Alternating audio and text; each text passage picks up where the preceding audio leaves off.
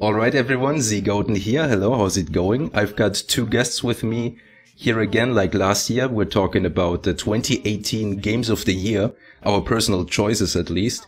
I know we're a little bit later than most Game of the Year podcasts, but that's because, we take business very seriously here and we really take our time to look at these games and give you the highest quality content available. So whoever wants to go first, Shinuchi or VFXMario, go ahead and introduce yourselves. I can go ahead first.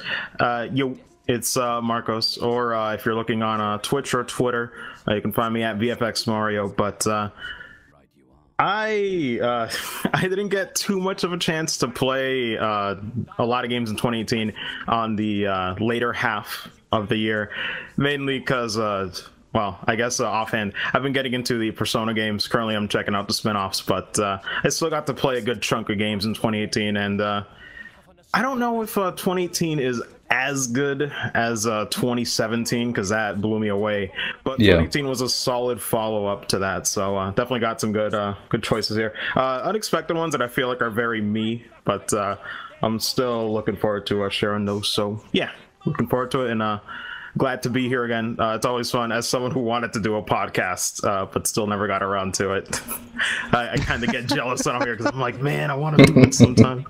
But yeah, still to be here. But yeah, that's it for me.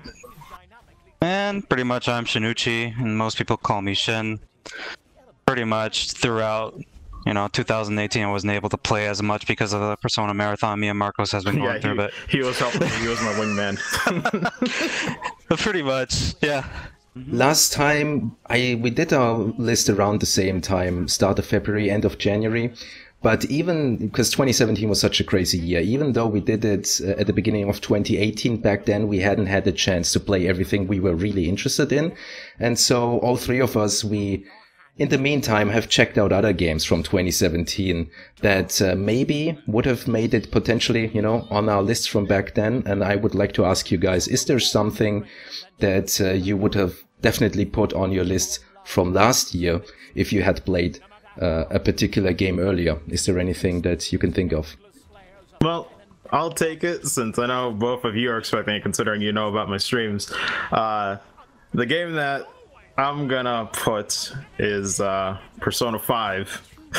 Yeah. Because, essentially, I never got to play that game in 2017, essentially due to me not knowing the mainline series yet, which is kind of what spurred me and Shin to do the series on Twitch later on in the year. Because I was like, well, if I don't do it now, when am I ever? And thankfully there was a bit of a lull in releases that I was super interested in, so it was really the perfect time, and Shin was going to be on winter break and early break for like the next semester as well, through like December and January, so it really ended up working out the way we planned it. But yeah, Persona 5, it's not number one, because that honor still goes to Xenoblade Chronicles 2. That game still is one of my favorite JRPGs. Even after having played the mainline Persona games, that is still one of my favorites. But I would put Persona 5... Well, actually, no, sorry about that. I forgot. Yeah, it was Automata number 1, Xenoblade Chronicles 2 at number 2, which is fitting. Yeah. But Persona 5 would be number 3. Because as much as like 5, I think 5's great. Aesthetically, it's beautiful. The soundtrack is great, but of course, all the Persona games have really good soundtracks. The mechanics have been fine-tuned. It's the step up that I wanted it to be. Less RNG if you're trying to do a certain run, but overall, it's just cool to see, after playing through the series in order, it's cool to see all these mechanics come back, like the negotiation system coming back from Persona 1 and 2. The guns are back from Persona 1.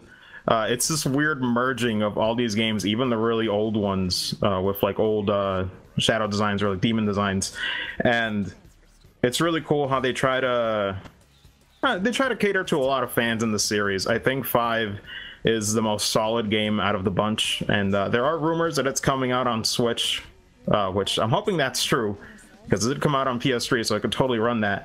But Persona 5 is a great time. Obviously, no spoilers on the story for me, but it's very, very good. I like how the dungeons are actually stylized now and like actually thematic.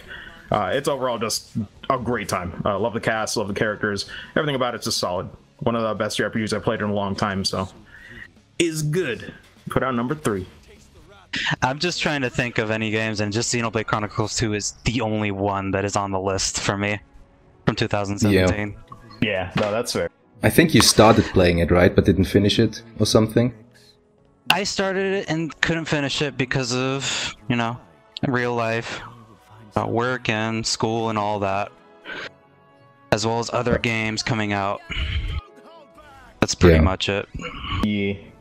So, I personally, out of all the 2017 games that I played after we had made the list, the one that I definitely would have put on there was Yakuza 0, because that's a first one for me as far as that series goes, and I really loved that game.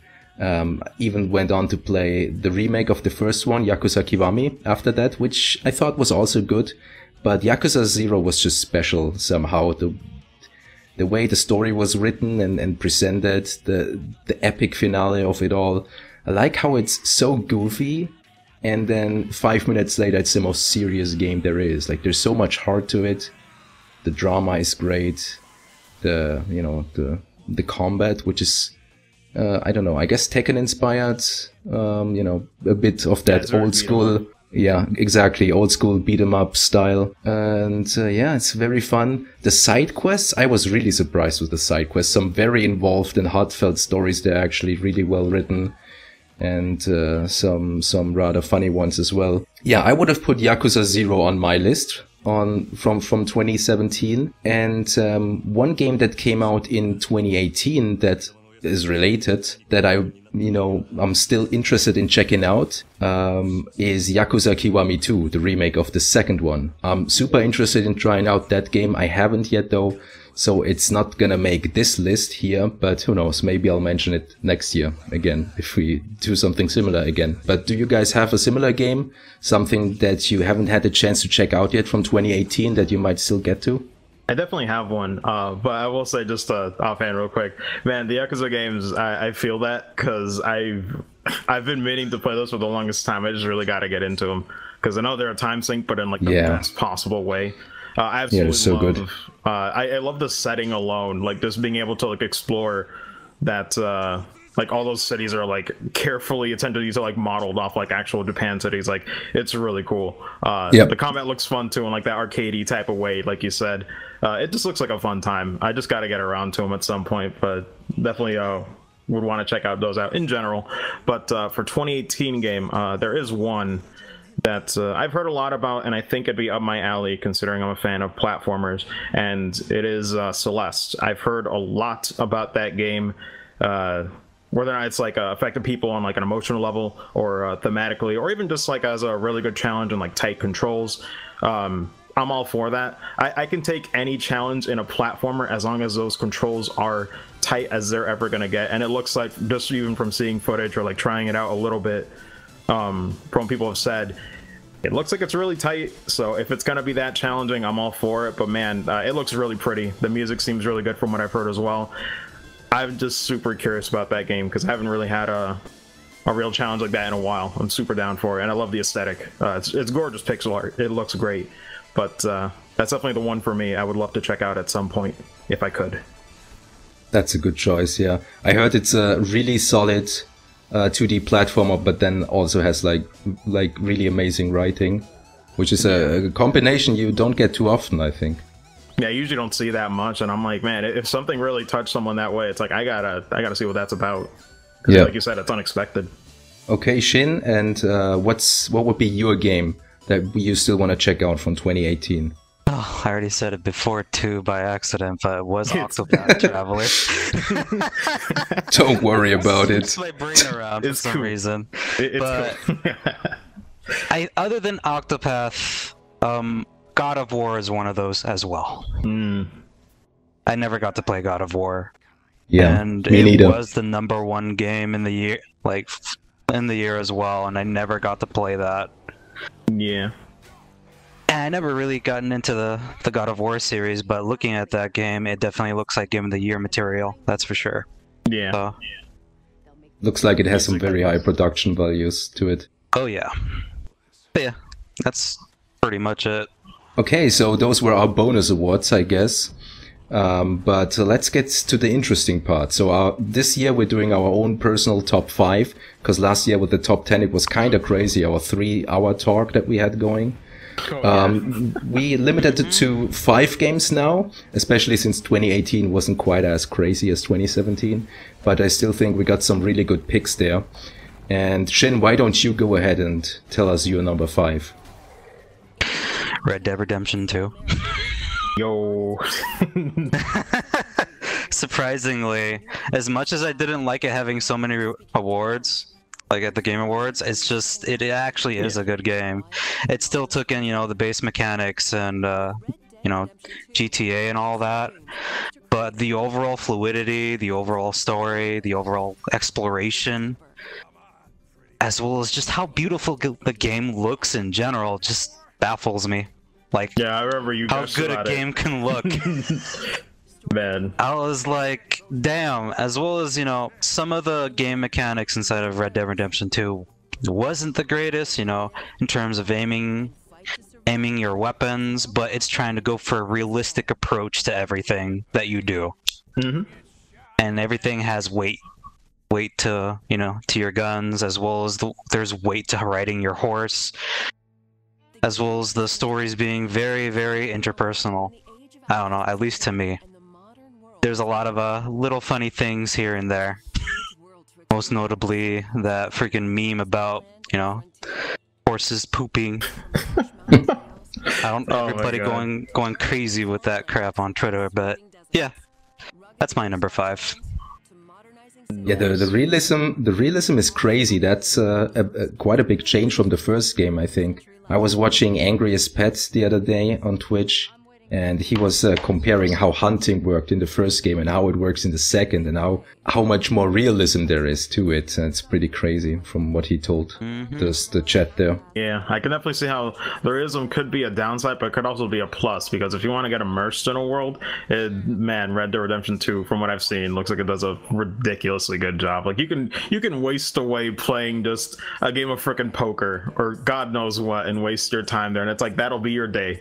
You can just that is almost like an endless, like, evergreen game. Like, if you just want to get immersed in that world and just spend time, it's very much like GTA. It's like you can find stuff to do anywhere, and that's really good. I will say I am a bit of an outlier though, where I've not played the first game or the second, obviously, but I've always been curious, so it's on my radar too. So I can't deny that game would be quality. Yep. Okay, so Marcos, what's your number 5? Yeah, so well, actually, if you don't mind, I actually have a few more on the list, but I gotta get rid of one. That's very obvious. I just gotta say it because it's like, man, I'm sticking to the rule of top 5, but there's one that's so free. Go for it. It's a no name. Smash Bros. Ultimate, honorable mention. It's a great game. I love it. It's fun. It's Smash Bros. There's not much to talk about though. Like, the returning roster is great, and I'm glad that everything about the game just feels better than Smash 4. Like, the speed, the flow, the movement. Oh my god, even the moves, like everything about that game, like presentation wise, even like the menus look great too. It's ridiculous. It's just a really fun celebration of everything I love about video games, and is great. Recommend it to everybody if you haven't owned it already. Joker's gonna be in. I'm excited, but but that's basically it. It's just off my top 5 because it's Smash. It's good, but of course, I want to leave those spots for other games to talk about that people might not know about, because that one's just a little too obvious. But this one's also a little obvious. My number 5 is Spider-Man. One released in 2018 for PS4. I have not beaten it yet, sadly, because that was mainly a joint playthrough with my sister and myself when we were playing through it, and we got to get back to it at some point. But from the hours that I have played of Spider-Man PS4, my gosh, that game is phenomenally fun. And I say this as someone from the perspective of not really knowing much about Spider-Man, but I still think his design and, like, his whole origins are cool. I've only seen some of the movies, but I never really delved into the games too much. I think as a kid, I played a demo of a PS1 Spider-Man game. I think there were 2 of those, so I'm not sure which one. But it was okay. I don't think it blew my mind as a kid, so I don't think I even bought like the main game. But Spider-Man on PS4, man, like everyone talks about the web slinging and how good that has to feel for it to like pass the test among like the fans of those games. So I have no reference point for that, but man, I gotta say that web swinging, like just the motion and that feel, I could do it for hours, and I did do it for hours. It's phenomenal. Everything about that game feels great. Even like the chase sequences and like all the set pieces, the game just controls fluidly, and there's a bit of automation to that stuff, like the actions, and like, you know, you might get the little like magnet pulled to fights or enemies when you're doing attacks, but it's like I'm okay with it. But that game, even as someone who's not a fan, or not really a fan, sorry, it's not the right word, but like not a diehard fan of like the lore, and I'm not very knowledgeable about Spider-Man, that game is still fun to me. And there's really cool stuff for people who are like massive fans, like all the costumes are references to other portrayals of Spider-Man in the comic books, or even in the movies. I think they retroactively added DLC, which was a costume from Into the Spider-Verse, I believe. And I think they're still updating the game somewhat with other costumes that are cool references. But it's great. And they're not just for show, they all have their own special abilities. You can customize your gadgets. It's very much an Insomniac game, which I love. Those guys. They're the same guys who do Ratchet and Clank. It is an absolute power fantasy trip. You can equip your guy with whatever the heck you want, and it's still gonna work, and it's gonna mess people up, and it's gonna feel satisfying as heck. Tons of finishing moves too. Everything just looks cool. But the other thing too is that the story is great. Yuri Lowenthal does a phenomenal job as Spider-Man. I don't think I've ever seen him do that role in any other piece of media, but he nails that. Like all the emotion, all the hilarious like light moments that you're just supposed to laugh, and like these serious moments, and that's who Spider-Man is. You know, he always laughs in the most serious moments because that's what keeps him going. But man, it's great. Yuri does a phenomenal job. Everyone else in the cast does a great job as well. And that story, like, I really want to go back to it because it's simple, but man, you really get attached to these characters. Despite me not knowing them, I feel like the performances are so good that I get attached, and I want to see them, you know, I want to see it work out for them. But I guess the last thing too is that, my gosh, that game is gorgeous, and it's gorgeous in the ways that makes me really happy. Because it was more of a problem in the PS3 and 360 era, but man, a lot of games back then were kind of afraid to show vibrant colors, despite them being very realistic and very, you know, like I don't know, it's like the stigma, or like a lot of Western developed games back then, they kind of had to go like super realistic but kind of gritty, and yeah, exactly, it kind of made the colors look a bit too muted for my liking. I'm like, man, what's up with this? I really hated that trend, and I know that's a very broad stroke. Of course, there are exceptions to that. But man, I remember when I got to just a loading screen on Spider-Man PS4, and all I saw were those bright blue, like, go outside in the daytime summer, like, beautiful clouds, the ocean was shining, and you could see every reflection off those buildings, and I'm like, my god, this game just looks beautiful. Even if it's going for photorealism, it is not afraid to make that stuff pop, and it's not afraid to make it look gorgeous. Like, everything about that game is just very fine detail. It's great. It's, my god, out of all the games that I really want to get back to, that one's really high on my list. It's great. Can't recommend it enough if you haven't checked it out. Even if you're not a fan of that series, it's still just fun as a commoner like me who I don't really read comic books. It's great. Can't recommend it enough. Yeah, I don't read comic books either, and I've only seen the very first, well, not the very first, but the first Sam Raimi Spider-Man film from like 2002 or something. And even I am sort of interested in the game. You mentioned the PS360 era, and the game reminds me a little bit of Prototype and Infamous in that it's this open world, massive game with like lots of movement options and superpowers and lots of different missions to do. But yeah, those are exactly those types of games that went for this gritty, dark, gray sort of aesthetic. And Spider-Man is really a step up from that, in my opinion, as well as just obviously the technology is on a whole new level, and animations and everything. It looks crazy. Absolutely. And I think that's sorry, just one last thing too is that, like, you brought up a good point where you mentioned Infamous, and I think the reason I couldn't get into Infamous as much as I wanted to when I played it years ago was because I couldn't get like immersed and like really have fun with the world. Yeah. But I think that's what makes Spider-Man work for me. I'm not a huge fan of open world games, but just the world being so full of life and vibrant, and like NPCs always got something to say. Oh my gosh, wait, sorry, I forgot to mention, speaking of all the charm, there's this amazing thing. Me and my sister lost our mind because we always ended up reading the social feed that Spider-Man has throughout the game. It is some of the most funniest stuff where it just updates as you keep doing quests, and it is a live Twitter feed, and civilians will just comment on the most little thing. Like, you could do a car chase and they'll be like, man, thanks for the help, Spidey, but did you really need to throw out my car door with it? Gee, thanks. And I'm just like, that's a nice touch. They're really talking about everything that you do.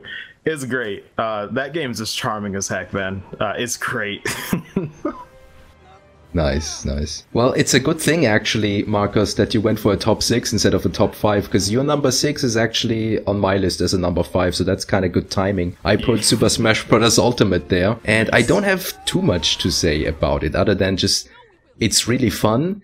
It's, I only played really a little bit of the Wii U version that came out some years ago, but I really like that they brought back a single player mode, a really robust one that I put like dozens of hours into. You know, not everybody likes the change from trophies to stickers, and like stickers you can't really feel their impact on the fights, you know, every single battle necessarily, but I think it has some nice, although a little bit shallow RPG elements, but it's just enough to keep the game interested from a single player perspective. And just, you know, online, I like that they brought back all the characters. Online play is fine.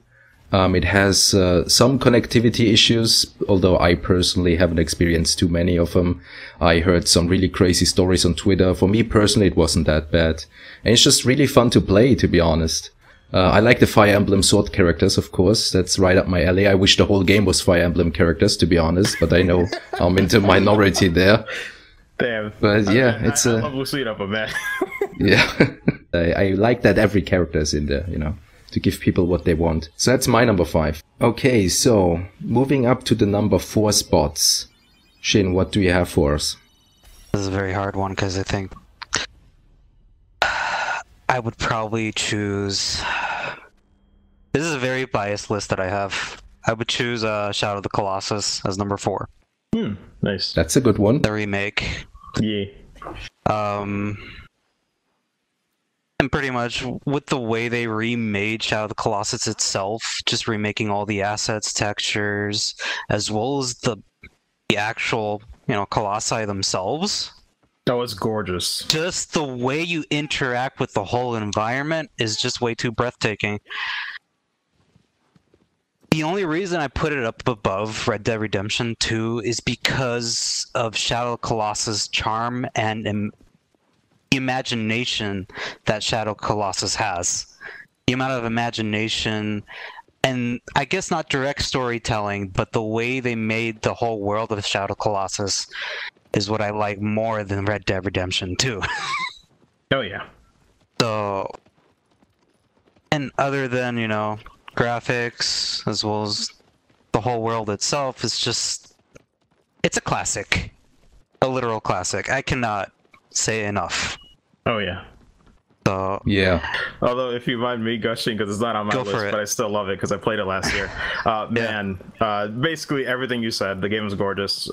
Soundtrack is still one of the most powerful, most like impressionable soundtracks I've heard in a while. Like, I think there are a few games that I consider essential for someone to play, or games that I would highly recommend, and I mean highly, highly. Nier Automata was that game for 2017. Shadow of the Colossus, it might not be 2018's you know, game to play personally, but it's because it's a remake. But man, Shadow of the Colossus is one of those essential games where I'm like, listen, if you like video games, if you like the storytelling, if you like a really compelling game that keeps you thinking about it long after the fact that you've beaten it, Shadow of the Colossus is one of those games for me where it's like, it's the same appeal for me with Automata. Like, I introduced my sister to Yoko Taro games, and then the next game I told her to immediately play Shadow of the Colossus, because that game's storytelling is still not really being done as much as I would like. The fact that it doesn't tell you a lot of answers, and you're just left thinking about it. And even to the point where intentionally people might say, oh, the open world is very empty, but it's like the journey itself is supposed to be like reflective. Like there's a lot of downtime in between, because that's kind of the point. Said, they want you to think about what's going on. They want it to build that anticipation. They want to build up those thoughts and all those lingering feelings immersed. That you have. Exactly. And it just really takes you in, and you get so used to the world, and you remember all these little landmarks or places that you've been to before. But you know, there's a few little upgrades you can search for as well. But man, that game, I'd still say it's probably one of sister's favorite games as well, because man, it's phenomenal. I can't say too much more about it, but if you have not played it yet, please go pick up that remake. It is a phenomenal remake. It is just as good as the PS2 version, if not better, because man, it just looks that little bit prettier. I gotta say, it's phenomenal. It's one of the all-time classic games. Absolutely. Especially if you play it on PlayStation 4 Pro and play at 60 frames at 1080p. I haven't even had that. Oh my gosh. Is it not 60 FPS on the regular PS4? No, I believe it was locked at 30. Oh, that's a shame. It might have been unlocked, I'm not sure, but I think it's locked at 30. Okay. Well, I'm glad it got the remaster and then the remake, to be honest, because the game originally was way too ambitious for the PlayStation 2 with what it tried to do. Didn't even reach Yeah. Okay, Marcos, what's your number 4? Okay, number 4. Well, I might as well get it over with, because I can't escape from crossing fate. So, my number 4 is Blazblue Cross Tag Battle. I gotta do the move. I gotta do it. I gotta do it. Nice. Man, okay, so it's a little lower on my list, but it's still a very me pick, because for those who don't know from the last list, I believe I mentioned the Guilty Gear F2. I love Arc System Works. They're my favorite fighting game developer. I don't play like super competitive. I'm not going to local tourneys or anything for these games, but my gosh, Arc System games just feel so right to me. The air dashing, the movement, even the air combos, everything about it just has a nice rhythm to it. But that's just general stuff. Obviously, the style in these games is great. But Cross-Tag Battle is a bit of an odd one. There is not a whole ton new, which is why I put it on the bottom, because realistically, if you've played a lot of fighting games, there isn't a ton new. But in my perspective, it's one of my favorite games because it introduced me to a lot of things that I didn't know about. Like, I offhand play Blazblue. Well, actually, I guess I should explain. Cross-Tag Battle has 4 different franchises colliding. So there's the Blazblue franchise, which is like almost as popular as Guilty Gear, so not much to be said there.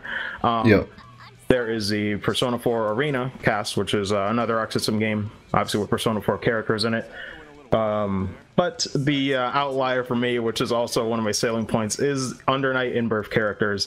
That is a very niche, very obscure game that I'm very glad it has the right to be in those 4 franchises, because man, out of all of them, that'd probably be the first one to go. But I love the style of that game. It's just way too hard for me, like the initial game.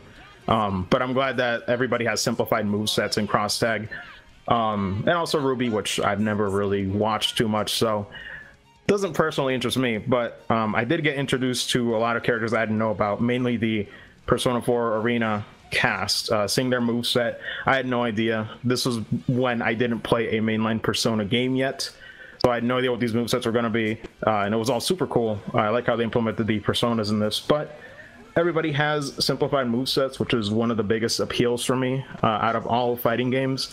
I usually struggle with hopping back into them, because being a variety streamer or doing other things in between, it's hard for me to be consistent with these.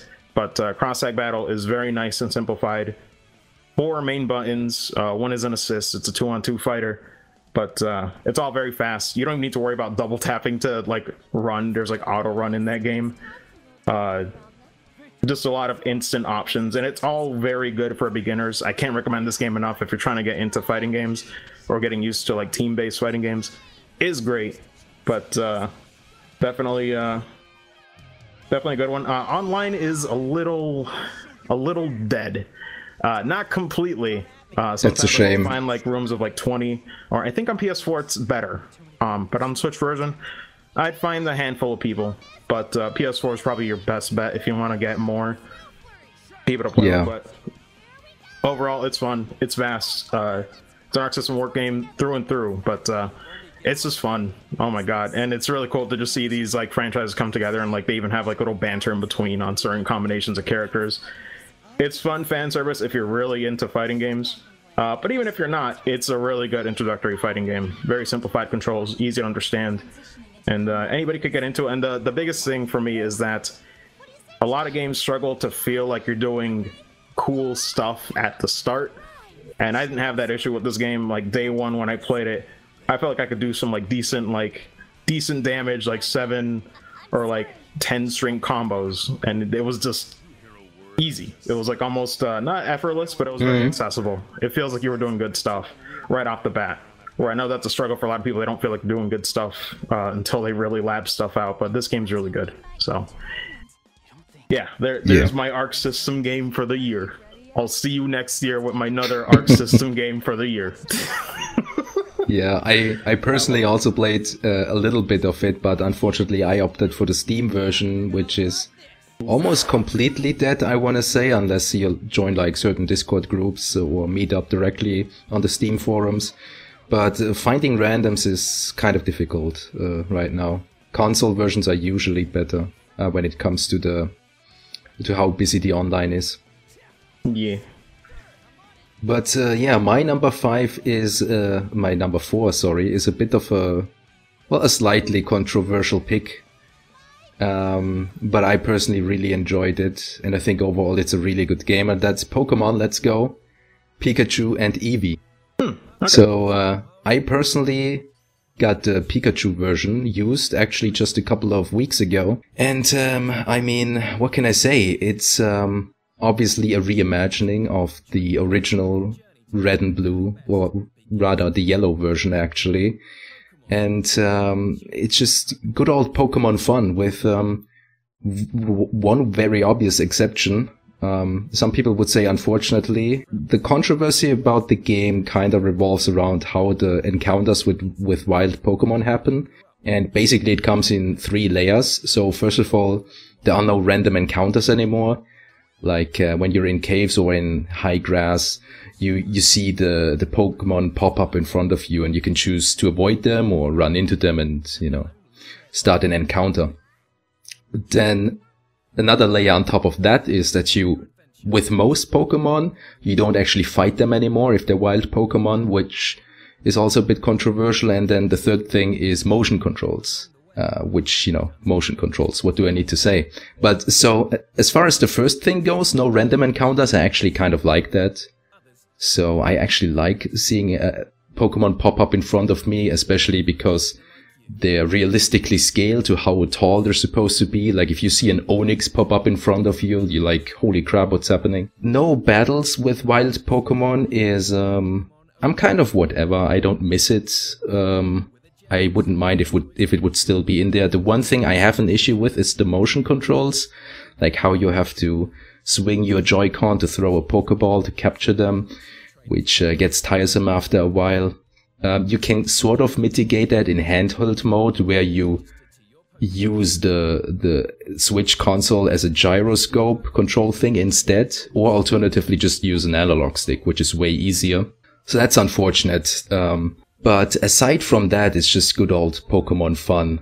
Like, obviously it looks way better than any core Pokemon series entry before. The soundtrack, I don't know if it's a real orchestra. It definitely sounds like one. It's so good. It's basically It really does feel real.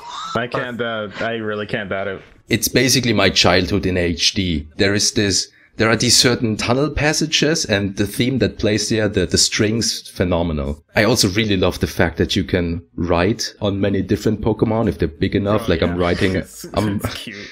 I'm riding through the fields on my Arcanine. It's pretty awesome. There are some features in there still that I don't personally care for. Like, for example, you can capture the same Pokemon multiple times in a row to get a chance to get better stats on that Pokemon. That's obviously something for competitive play. I'm personally not that interested in it. There's also Pokemon Go integration. I've never played Pokemon Go. I've not used those features. But even as just a core Pokemon entry, like all of the other ones, it's just really solid. And it's it's really fun to see the Kanto region in the glorious HD and with that soundtrack. It's just super fun. One thing in that game that really gripes me, more so, is because of the lack of Gary, Blue, or Green. Your rival is not Gary Oak type of deal. That gripes me in that game a lot. And kind of just lessens the amount of, I guess, rivalry that you have, at least to me, with that game. I can see that. That's just like a pet peeve. Like, the game overall is still good. Yeah. I'm guessing you haven't been spoiled on the game, right? No, I only saw, most of the things on there. I also saw the leak. I mean, I guess So what I was going to say is that there are much. some references and, like, some cameos. Okay. Yeah. But, it's like how you expect. It's like how Sun and Moon had, some of them come back. Yep. But that's all I'm going to leave it at. Okay. Yeah, I sort of share your sentiment. That's been the case in the Pokemon series for a long time now. Really, the fact that your rivals are basically your friends, and I'm really like, no, I want them to be douchebags to me. Like, I want to hate these guys. But this is why I like Silver too. But It's great. But it's like, that's the thing. They don't even need to at least for me, they don't even necessarily need to be jerks. No, but they need to be competitive. Yeah. They need to, like, the thing I worked about Gary is that, yes, he was a jerk, but it's the fact that you always felt like he was ahead of you throughout the game. He'd always, like, meet up with you in these towns saying, like, oh, I already finished my business here. I already got my badge. Man, what are you doing? You're slow as heck. Get out of here, loser. But it's like, yes, he's a jerk, but the thing that makes you want to push forward and, like, get better than him is because he was always one step ahead. Even at the end of Red and Blue, he was the champion that you gotta dethrone, and that's cool because at the end of the day, you're always the one that's, second place until that happens, and you're finally at the top, and it feels great. And that's the thing. They don't need to be real jerks, but man, there's gotta be that drive, there's gotta be that race, there's gotta be that competitive edge to it that makes you feel like proper rivals, because it's in the name. It's a freaking rival. It's someone that you gotta, like, try to be, or in some ways aspire to be, or be better at. But when you're gonna give someone the title of a rival, they sure as heck better feel like it. Because, man, all these supportive people that are just there for help, I'm like, what's your goal here? I'm always very lost when they show up and I just tap out and don't care much about what they have to say because it's all just supportive fluff. And then I don't really see them trying to be as serious, or, like, it doesn't seem like they're as serious about it as, like, the player is, and that always takes me out of it. And they also keep gifting me items too, which is really weird. Yeah. Oh my god, it's so dumb. Yeah. Oh man. One more thing I wanted to mention is there are not a lot, but some very brief pre-rendered cutscenes in the game that look really, really cool, and, like, some important moments, like in Lavender Town and stuff like that. It's also a really nice touch. Yeah. But well, sorry, I was just gonna say the last few things on the points that you said. I do agree that having actual visible encounters is great. I actually want that in the main series because random encounters I can tolerate, but it's always nice to plan ahead for things. I think that's just more depth to the game, and you don't feel like you're cheated out of certain situations. And it's just nice to have more information. It's nice to know what you're getting into before you get into them. Normal battles I can take or leave. If the game, like, it gives you EXP for capturing them, so it's fine. Exactly.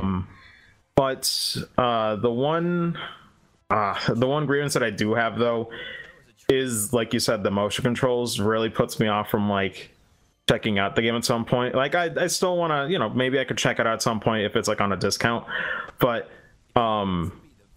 well, I mean, the main reason I wasn't, like, eager to buy it right away is just because it's a Gen 1 remake. I already know what it's all about, so there wasn't much incentive for me. But I can see it as a nice way to go back. If you're feeling nostalgic and you want to remember those days that, when you, at least for older people like me who really got into Pokemon with Gen 1 or 2, it's a nice trip down memory lane. And, that's pretty much what it has to be. It's fine. In a way, it's a bit more snappier since, again, you don't have to deal with all the normal battles. So if you just want the highlights and, you want the scenic route, but it's actually scenic, it's a good way to do it. Like I said, the orchestration is very nice. The motion controls is a real shame because I don't mind games having motion controls. What I have a problem with is them being forced upon the player. This is the biggest phrase I always say when games have controversies or have problems. There is nothing wrong with options.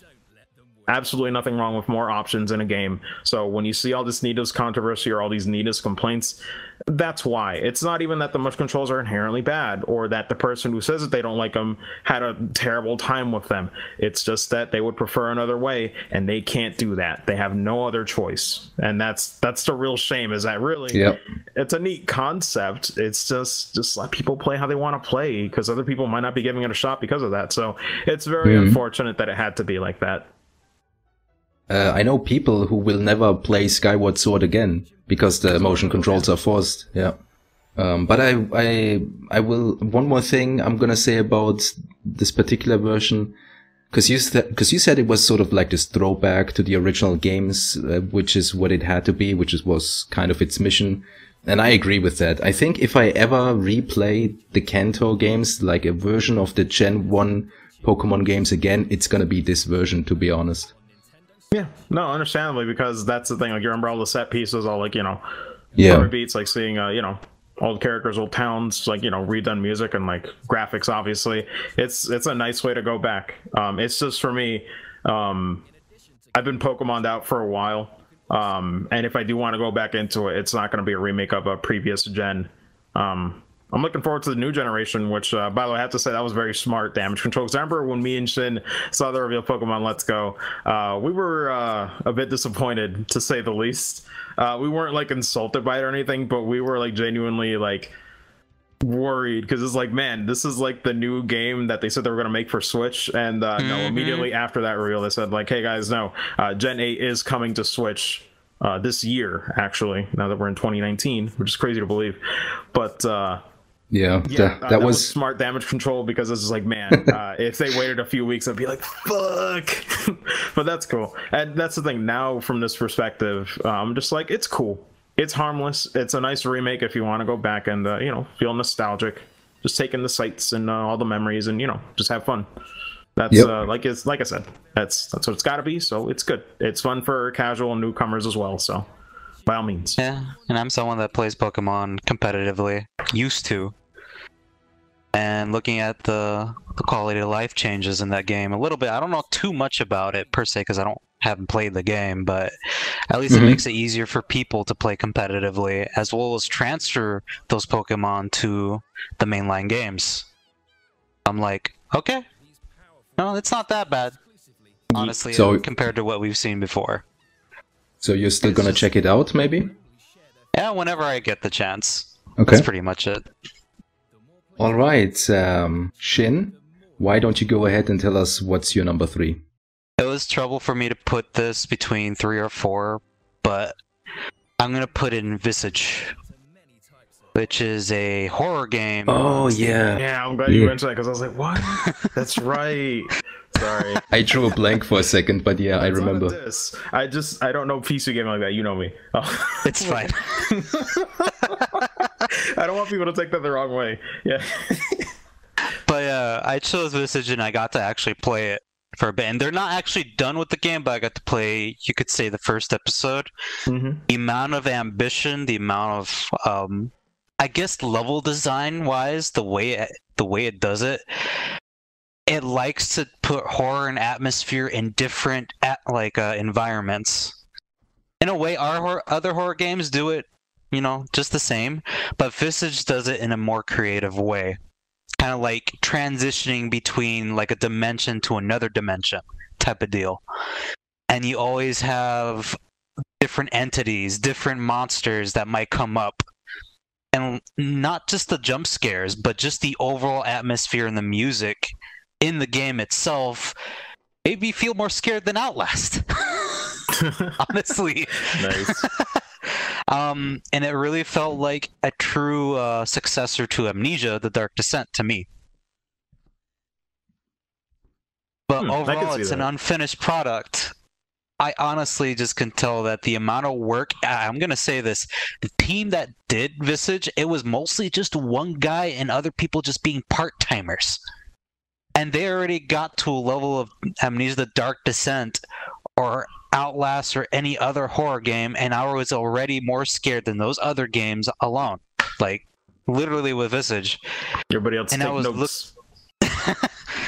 I was so looking forward to this game, and I was already satisfied right when I played it and just finished it. I was like, okay, please make more. The horror game genre needs more games like this. Horror game genre in general is lacking, honestly. Mm-hmm. Yeah, you said it's incomplete. Is it still missing content or features rather, or polish? Content. Okay. It's missing, you could say, episodes or levels. Ah, I see. And they're still making it as we speak. As well as the devs have their own Discord, and they actually take in whatever feedback they can get from everyone that has problems with the game. As well, it's like they'll even take ideas from other people and try to implement it. I gotta say, this is one of the most ambitious horror games that I've ever seen, at least from the rest of the horror games that I've played. Okay. And I hope they continue to make levels that are very creative, very imaginative. Like, the thing that they did well with the game is that it's... I'm trying to think. The way they help you interact with the environment, the way they treat the atmosphere with each level and design makes it so horrifying, because it really comes down to psychological horror, like Silent Hill. Oh yeah. So man, that's what I like. Silent Hill. We need more of that. And I was like, man, whoever was the art director needs a fucking raise. I think it's just that one dude maybe that's programming the game. But still. Shout outs to that one dude. Heck yeah. He's doing it. Don't stop. But yeah, that's like, I don't appreciate horror games that just try to scare you with loud noises and sudden images, you know? Like, there needs to be an underlying tone of unease and stuff like that. Mm-hmm. And you know how we played Resident Evil 2 Remake this year, right? Yeah. Like, that game, and I'm not going to go too much into it, that game has the right level of atmosphere, the right level of level design, I guess, you know, from the original game. This game has that feel where it feels very original. It feels like every hallway and step that I take, I really have to be careful where I go. Literally. Like in Resident Evil, I have to be very careful of how I traverse those hallways. Same with Visage. And Visage is not exactly survival horror, per se. More of a psychological horror game where you really have to just keep yourself calm down throughout the whole thing. As much as to say it's a really great game, it does have its faults with some of the game mechanics that it has. If you remember Amnesia's game mechanics, Visage does have a few little puzzles here and there, not like as great as Amnesia's, but trying to traverse through your items in Visage kind of like is like on a hand-to-hand basis. Like, you use two hands and you have to switch between two items to use another item type of deal. It's weird. Apparently developers listened to those people about that complaint, and they actually fixed that. So I might have to replay the game. It's just little nuances like that, but sorry. Oh, you're fine. That's my number 3. Only saw a little bit on trailers, but it did look really cool. I wish I wasn't such a weenie. Man, I'd play horror games more, but oof. I think it's a bit too much for me sometimes. I'd like to check them out though, so who knows? Maybe I'll get the courage to do them all. But man, it looks great though from what I've seen in trailers and in footage. So I'm like, man, that thing looks impressive. Like you said, the psychological stuff. I'm like, man, I'm all for that. Like, after Silent Hills, rest in peace. Ain't happening. God, we need something, man. It's actually a good replacement for PT. Yeah, that's why it got so much traction at first. Yeah, but man, it absolutely needed. Like, if anybody is like really into that, good lord, like please check it out. Like that, just from my impressions, like that looks great. If it's up your alley, by all means check it out. It's actually surprisingly optimized for PC, despite the system requirements. Just gonna add to that. Yeah. Yeah. That's nice. It's always good. Pretty much it. Get more people playing it. Okay, Marcus, what's your number 3? Well, get ready, Shin. And I guess get ready as well, ZGoten. Okay. My, number 3 is Monster Hunter World.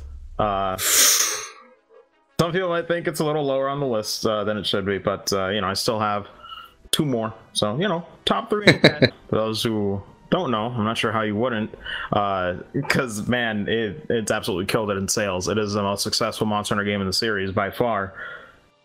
Came out early in the year, like January, like early. I had to remember, like, oh my god, it did come out in 2018. For some reason I thought it came out late 2017 in my head. But no, it came out in January 2018, and my gosh, it is a phenomenal game. It was one of the first few games where I'm just like, man, Capcom's really coming back. It's coming back, it's hitting its stride, and it's still got some blunders here and there, but man, it's like you got Monster Hunter World, Original 2 Remake just came out, like they're just killing it. Mega Man 11, like I could go on and on, but this is like one of the first where it's just like, man, people gotta wake up, because Capcom is really doing good stuff.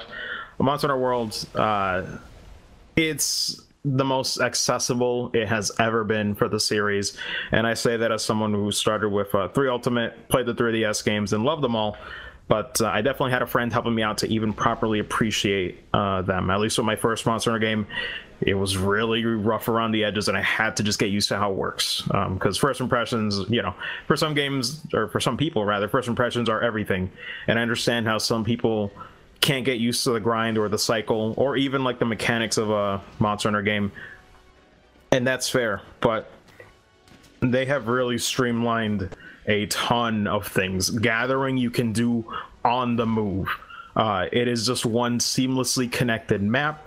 You can transport back and forth between different camp sections on the map. One of the best things that apparently had some controversy, which I still do not understand, the fireflies can pinpoint where you need to go, not just for the main monster. Hey, you see a gathering spot, you want to pick up some herbs, it'll point you to where you see an herb on the map. You just got to click it and it'll tell you exactly where to go. You want to go to a teammate, you want to go to that mining spot, every single thing you could possibly want to get to in that map, you can go to it, and the fireflies will tell you where to go, which I'm thankful for, because the maps are a little bit windy and a little bit interconnected, so it gets a little tough.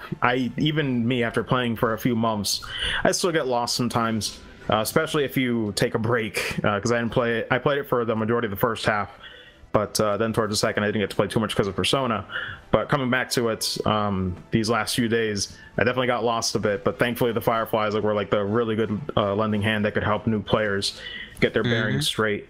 But as well as the weapons, my god, if you haven't played a Monster Hunter game, it is a weapons showcase of move sets and an embarrassment of animations and work, and it's ridiculous attention to detail, but every weapon feels great and viable.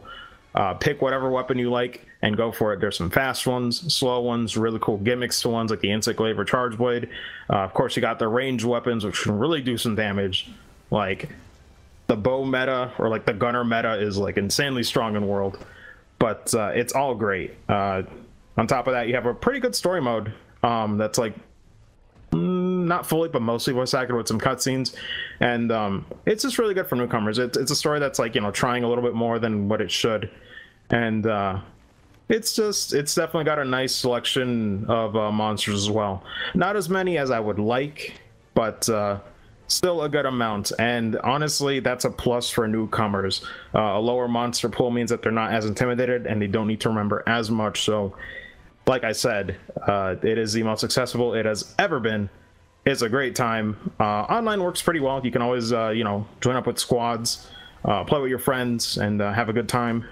But is good. It's very good. If you want a co-op multiplayer game to play with your friends and really get into it, Monster Hunter World is one of the best ones that you could really try and check out.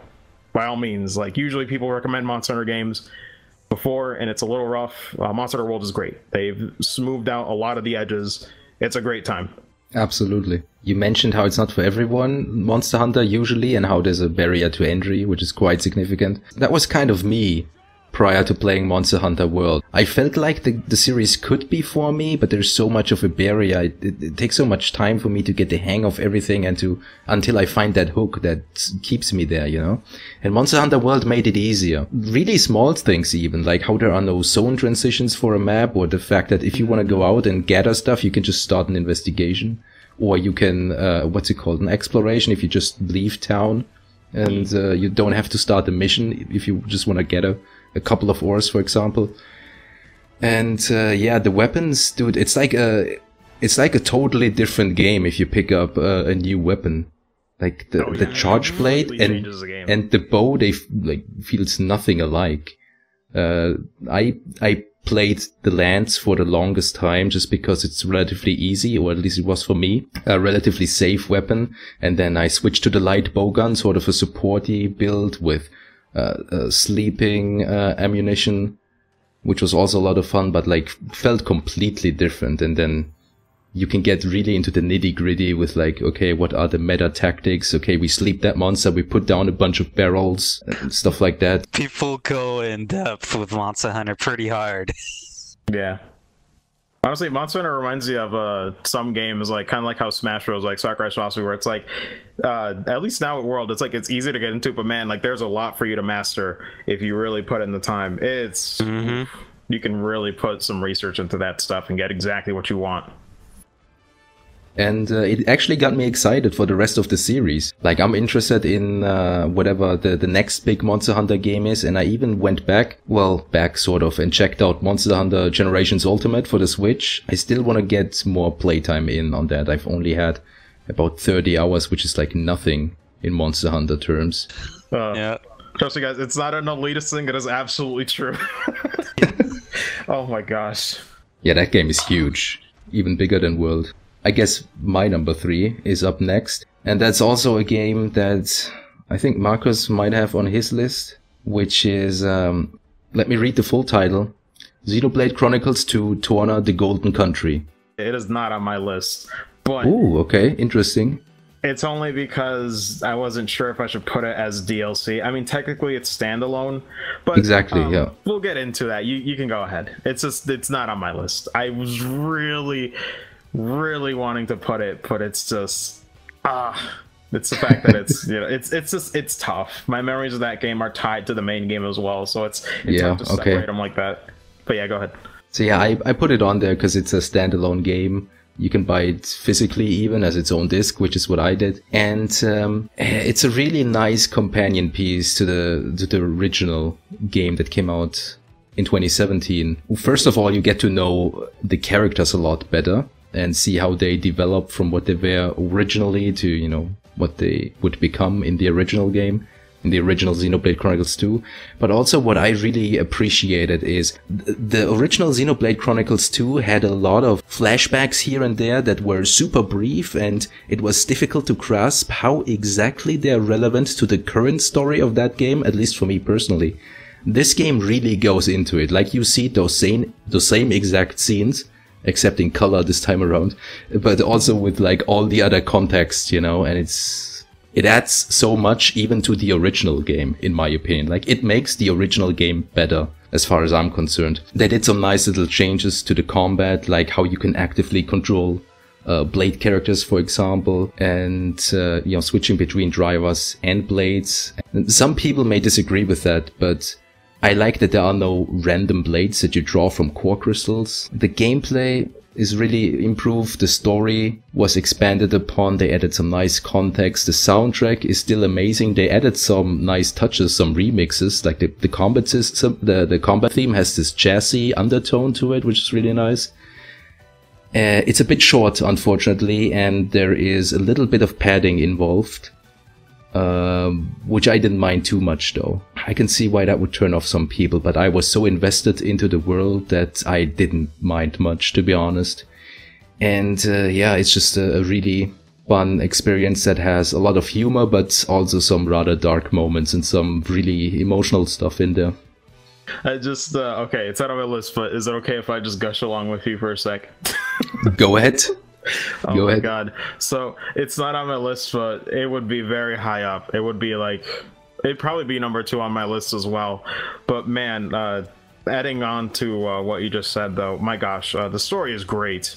Being able to see these characters that you, like you said, you only had a few hints of in the main story, and just getting to see their actual journey and seeing how some of these characters would act years ago, because essentially, for those who don't really know too much of like the lore stuff, there are drivers and blades, and blades last a way longer time than drivers, because drivers are basically mortals who just happen to have a blade and like are able to control them. But seeing some of these blades come back, or be in the past with a different perspective, is really cool to see, because they act differently, or might they might act in a way that you don't expect compared to how they are in present Xenoblade Chronicles 2. And it's really cool to see that perspective. There's also some cool new blade designs as well, obviously. But like you said, the music is phenomenal. Oh my god, they did.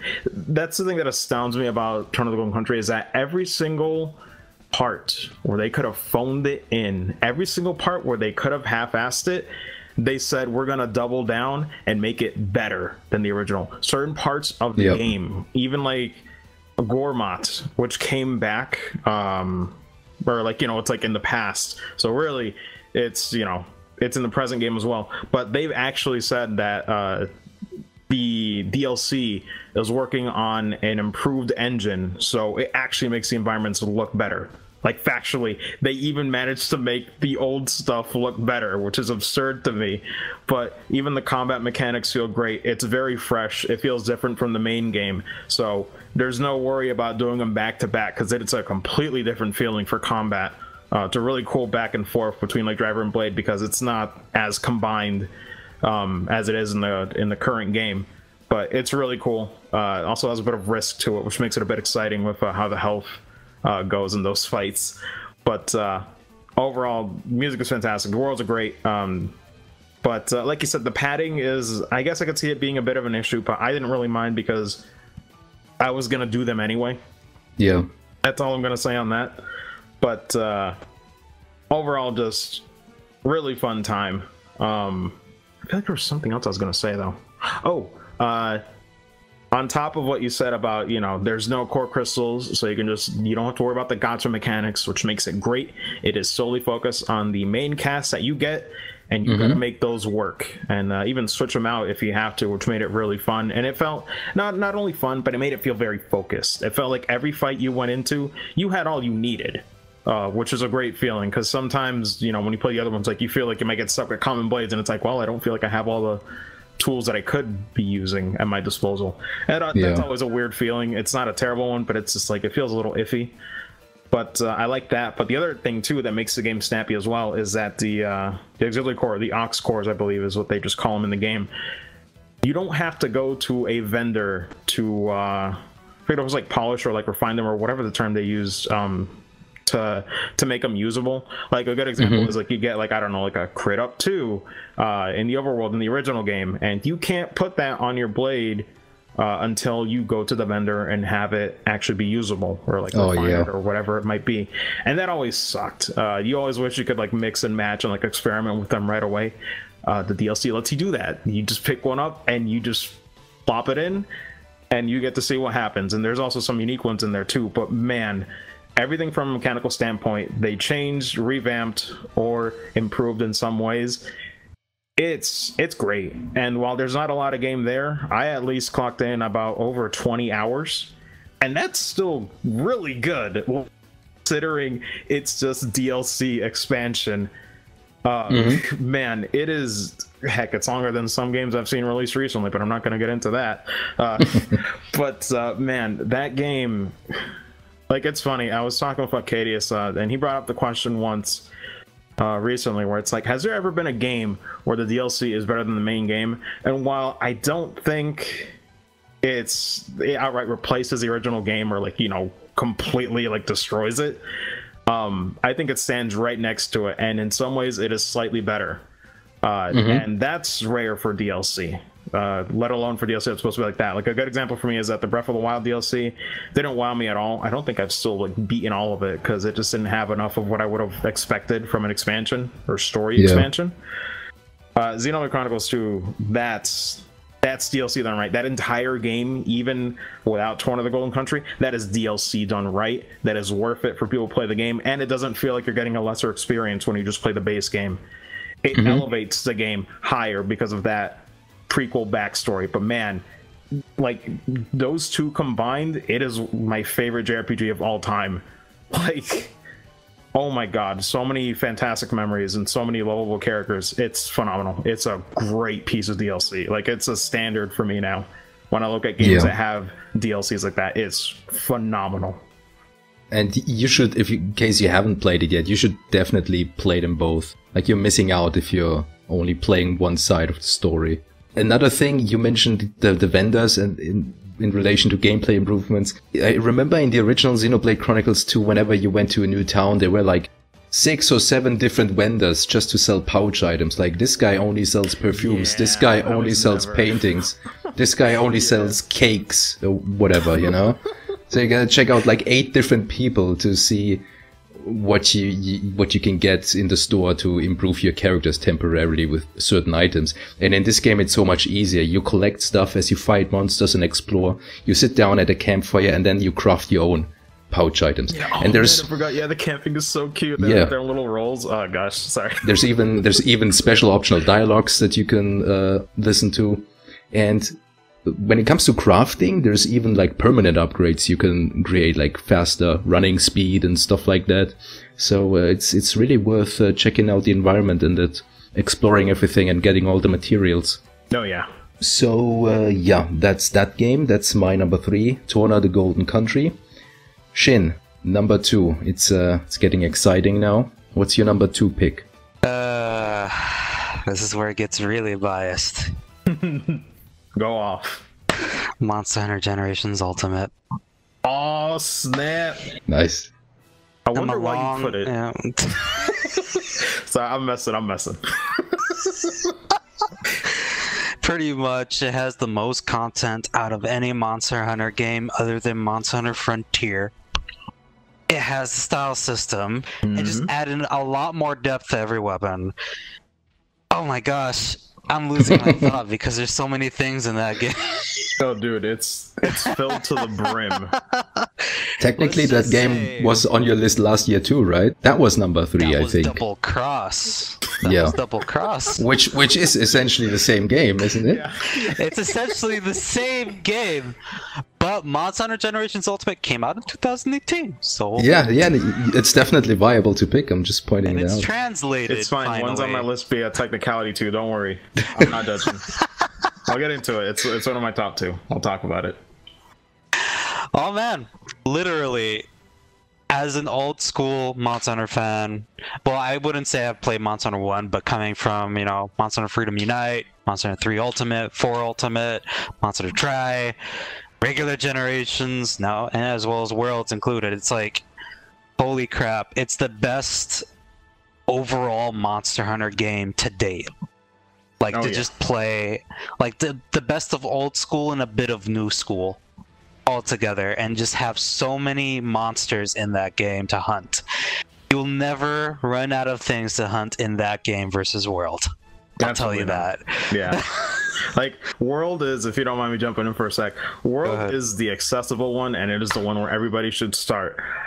But if you want your fill, if you're used to those mechanics and you feel like you can go back a little bit, oh my gosh, if you have a nice flavor, dude, nice it is Monster Hunter flavor. It is on that. overloaded.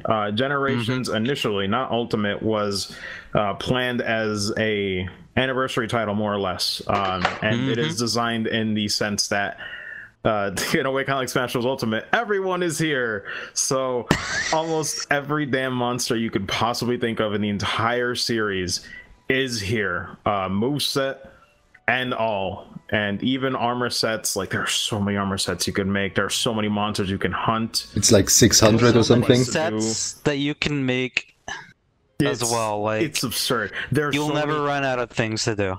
all the weapons that are in World are here, and not only that, they also have customizable super arts you can use that can help you in battle, and they fill up, and it's great. There's some passive ones, there's some super offensive ones that do a ridiculous amount of damage, and not only that, not only do you have super arts, so that's just how I call them. I think they have I think they're just called hunter arts, but I always call them supers because I'm just fighting game. but then they also have hunting styles, which completely changes the way you play that weapon. So there's traditional, which is if you want to stick to what you know and love, that's fine. There's an aerial style that's focused on a lot of mounting and flashy aerial attacks. There's the you got striker style, which gives you 3 hunter arts, but with striker style you'll be able to increase those hunter arts. You'll be able to use hunter arts more easily and make it more accessible to use with certain weapons that also increase the hunter art GOG as well. Deviant monsters are very special in that game, where their weapons actually help you with hunter art setups, which is insane.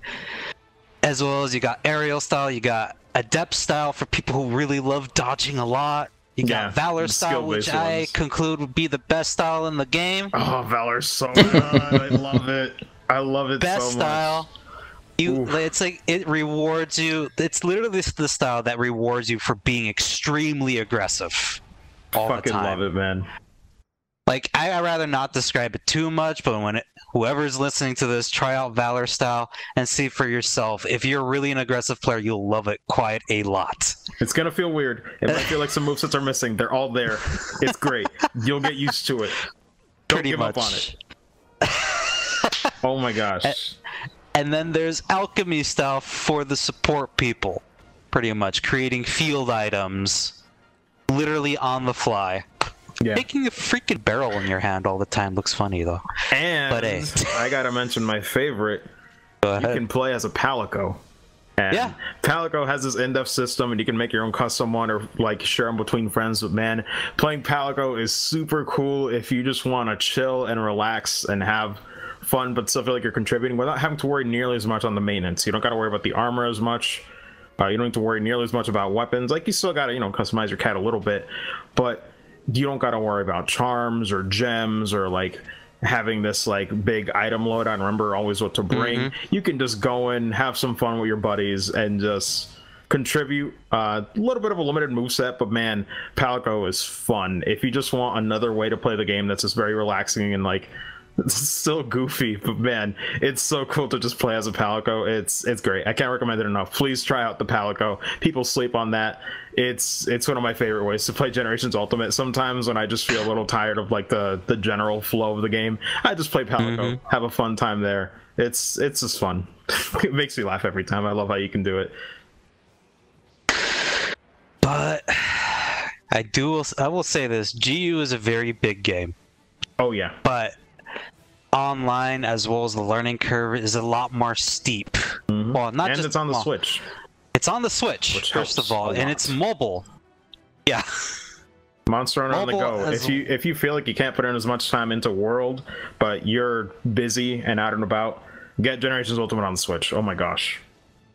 There is one thing that it does bad in terms of the World, is that it's hard to find people to play online with people who are pretty much what we call randoms. Literally, it's hard to farm a monster that that nobody really hunts. Versus World, and I'll get into it later about World, but GU's online system isn't perfect, but it's still worth going through the effort to go through all of the learning curve itself, as well as being able to play with friends online in general with it anyway. As long as you have a dedicated group of friends to play with, the game is never ending in terms of content. That's pretty much it. Yeah. It's ultimately it's hard with the lobby system because there are so many monsters to choose from, like Shin said. Pretty much.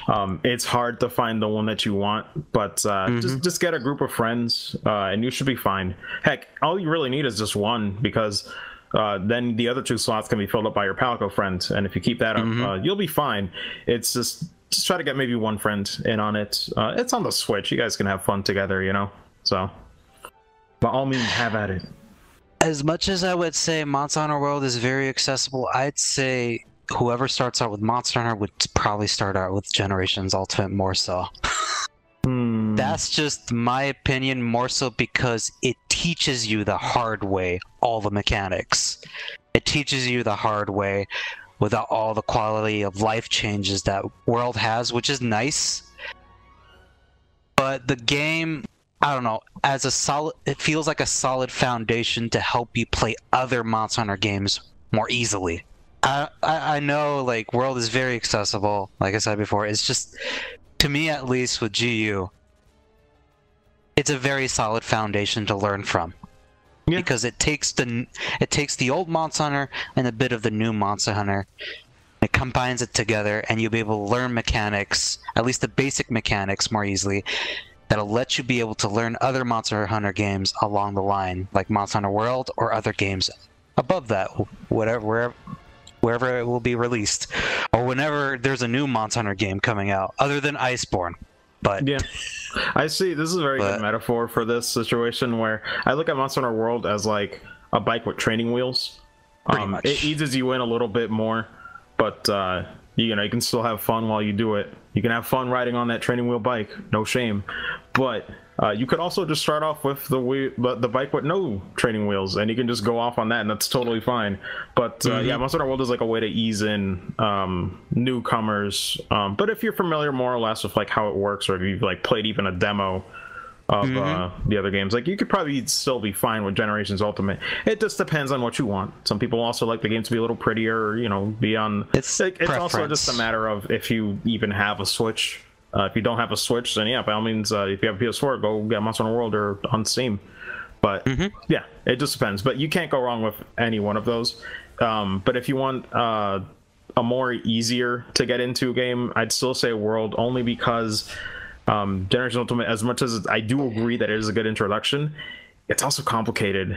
And I mean, in certain areas where there's a lot to hunt and there's a lot to make, you would need someone to help you out with it, at least. Like, just get a buddy.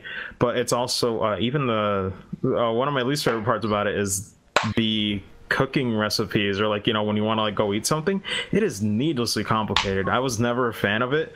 I understood it after a while, but like, I can imagine players looking at that and it's like, I don't even know what I want. And that's kind of a problem with Generation Ultimate in some ways, is that there's so much that it's just like, it's gonna be hard for you to know where to go. Like, you might need a friend to help you out and focus on goals or things to work towards, because it is an embarrassment of riches, but in a good way. Yeah, that's in the way. That's why I said, if people are really wanting to go into Monster Hunter and are serious about it, and they want to go into a game for the first time, I'd say GU would be a good candidate versus World. But World is good for people who are just curious about Monster Hunter, who want to just have or they might not even be a sure tailored experience. A tailored experience for people who are, you know, really beginners to the series. I don't want to make it last too long because I'm gushing about Monster Hunter. You'll... But go ahead. Yeah, I was gonna say, I wouldn't even necessarily call Monster Hunter World a bike on a unicycle. Now I gave the joke away, dude.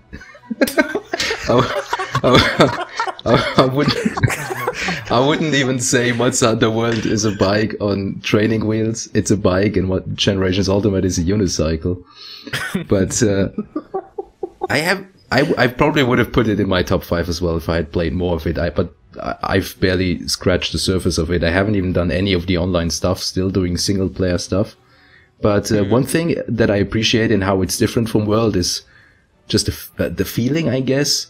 Because Monster Hunter World goes for a bit of a authentic, gritty, realistic sort of approach. Generations Ultimate feels like the anime counterpart, like live action and anime. There's this, what's the name of that green dragon that shoots green electricity? I forgot. But yeah, okay, exactly. When I first saw that thing, I don't know how that would fit into Monster Hunter World in terms of looks, for example, and the armor you get from it. Like, you look like a green space marine or something, but I don't know, I really love that kind of stuff. Oh, there's another Elder Dragon later that's super anime, but I won't dare spoil anything, not even the name. I won't say anything. Okay. That's exactly what I'm talking about. It is hella anime. Nice. Okay, so number 2, Marcus, what do you have for us? Okay, so I don't think it might be on your list. I'm not sure, but number 2 for me is Octopath Traveler, and well, where to start? Because there's a lot, but I also don't want to give away any of the main points like towards the end of the game. Obviously, so I guess I'll keep it short to like only like the first chapter impressions overall. But man, I've had a history with Octopath Traveler all the way up until release. Played the demo when it came out, like the initial demo when it came out. Didn't get to give him feedback, sadly, because I did not get an email, to actually give him feedback. But it was cool how like a lot of the concerns were alleviated in an update video they made. But essentially, I remember when E3 was happening. I forget which one. No, yeah, it was the E3 where like the game was about to come out. And I remember me and my sister were it was at a social little meetup with some of my friends, and we were watching the show. And I remember clear as day the moment where a new demo was announced for Octopath Traveler before the game came out. I mean, my sister literally both screamed because we were so excited. We were the only two in the room that got that hype. Got hype for that game because, man, I gotta tell you, it's not, I've always said this, even like when I beat the game, it's not gonna blow your mind. It's not gonna be this thing that's gonna like change your perception on games or whatever people, want out of like games. For me, it's a very fun reminder of why I like JRPGs and why I like that old school aesthetic. Because, for those who haven't seen it, I'm sure, ZGoten, you're probably gonna edit some like trailer footage or something like, we were talking, right? Like last time. Yeah. So obviously it's like a 16-bit inspired game, but it also has the cool merging of 3D assets and like an Unreal Engine being used, I believe, for the lighting in like caves and dungeons looks absolutely phenomenal. It's this really cool mix, at least for me. I know for some people they don't like it. I do think the game can look a little bit bright at sometimes, but you can dim it a little bit, I think, in the settings. But the game looks great. Some shots for me are absolutely like a scrapbook, or like they look like a pop-up book, which is, I think the collector's edition was like themed around that. It absolutely looks like that. It gives me that exact feel where it's like everything just pops because of the merging of 3D and like 2D sprites. It looks great. It's still one of the most aesthetically pleasing games I played last year, just because of how unique it felt compared to everything else I played last year. The music is stellar. It's still a really good soundtrack I listen to at times, but it also has a unique structure, which I understand there's a point of contention with it, and I totally get it. I'm not here to like throw shade or anything, but the 8 characters, they have their own separate stories in their own chapters, and one of the bigger complaints is that the characters didn't like how to word, I guess, they didn't really merge together or have as much banter as people would have liked. There is some, if you go and look for it, with I forget what they call it. I think it was travel stories, but it's like little character like side dialogue you can have like in the bars, and they do talk there, and kind of have some kind of charming scenes together. But their stories are very self-contained. And for me personally, I don't think they needed to merge. I would have, like in some ways, I would have liked it to, but it's a thing where like I don't think it's necessarily a bad thing right off the bat, because I kind of like how they're focused on that character's personal journey, and that's all it is. Because I feel like that makes me get attached to these characters' motivations more than if they were like kind of sharing the spotlight with other characters, which I'm not saying it's the best way to do it, but it sure did make me like a certain character for their backstory or their story more, because I remember those moments with them, and it wasn't, it wasn't like muddy with like the memories of someone else. And I kind of like how focused it was, where it's just strictly the character story. You continue that one if you really want to see where it goes, and you don't have to do them all. you don't even have to get all the party members, Yeah. but you definitely have a lot of options in the game, and it's very traditional Final Fantasy in some aspects. That's what makes it so fun to me, is that it's fun to just explore. The game looks great, so it's always just a pleasant view everywhere you go. But all the 8 party members also have the job class system, so they can mix and match from any of their actual jobs. And certain characters become straight up monsters with certain combinations, which I won't spoil. Like, the fun of it is always mixing and matching.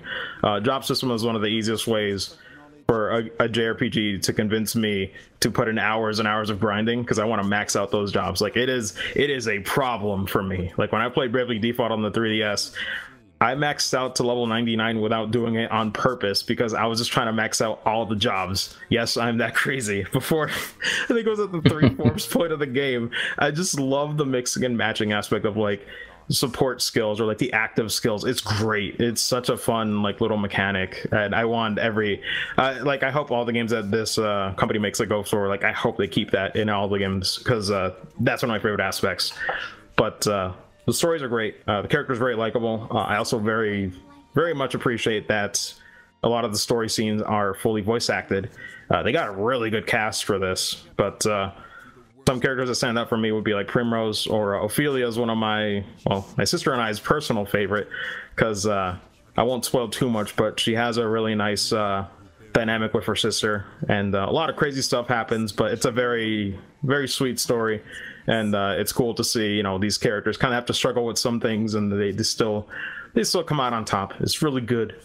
But other stories can also be very dark. Like Primrose is actually surprisingly dark, which I won't get into here, but was definitely one of the more surprising ones when I played the initial demo. I wasn't expecting that tone to be in this game. But it's great. There's a lot of variety in the stories, and you're bound to find a favorite.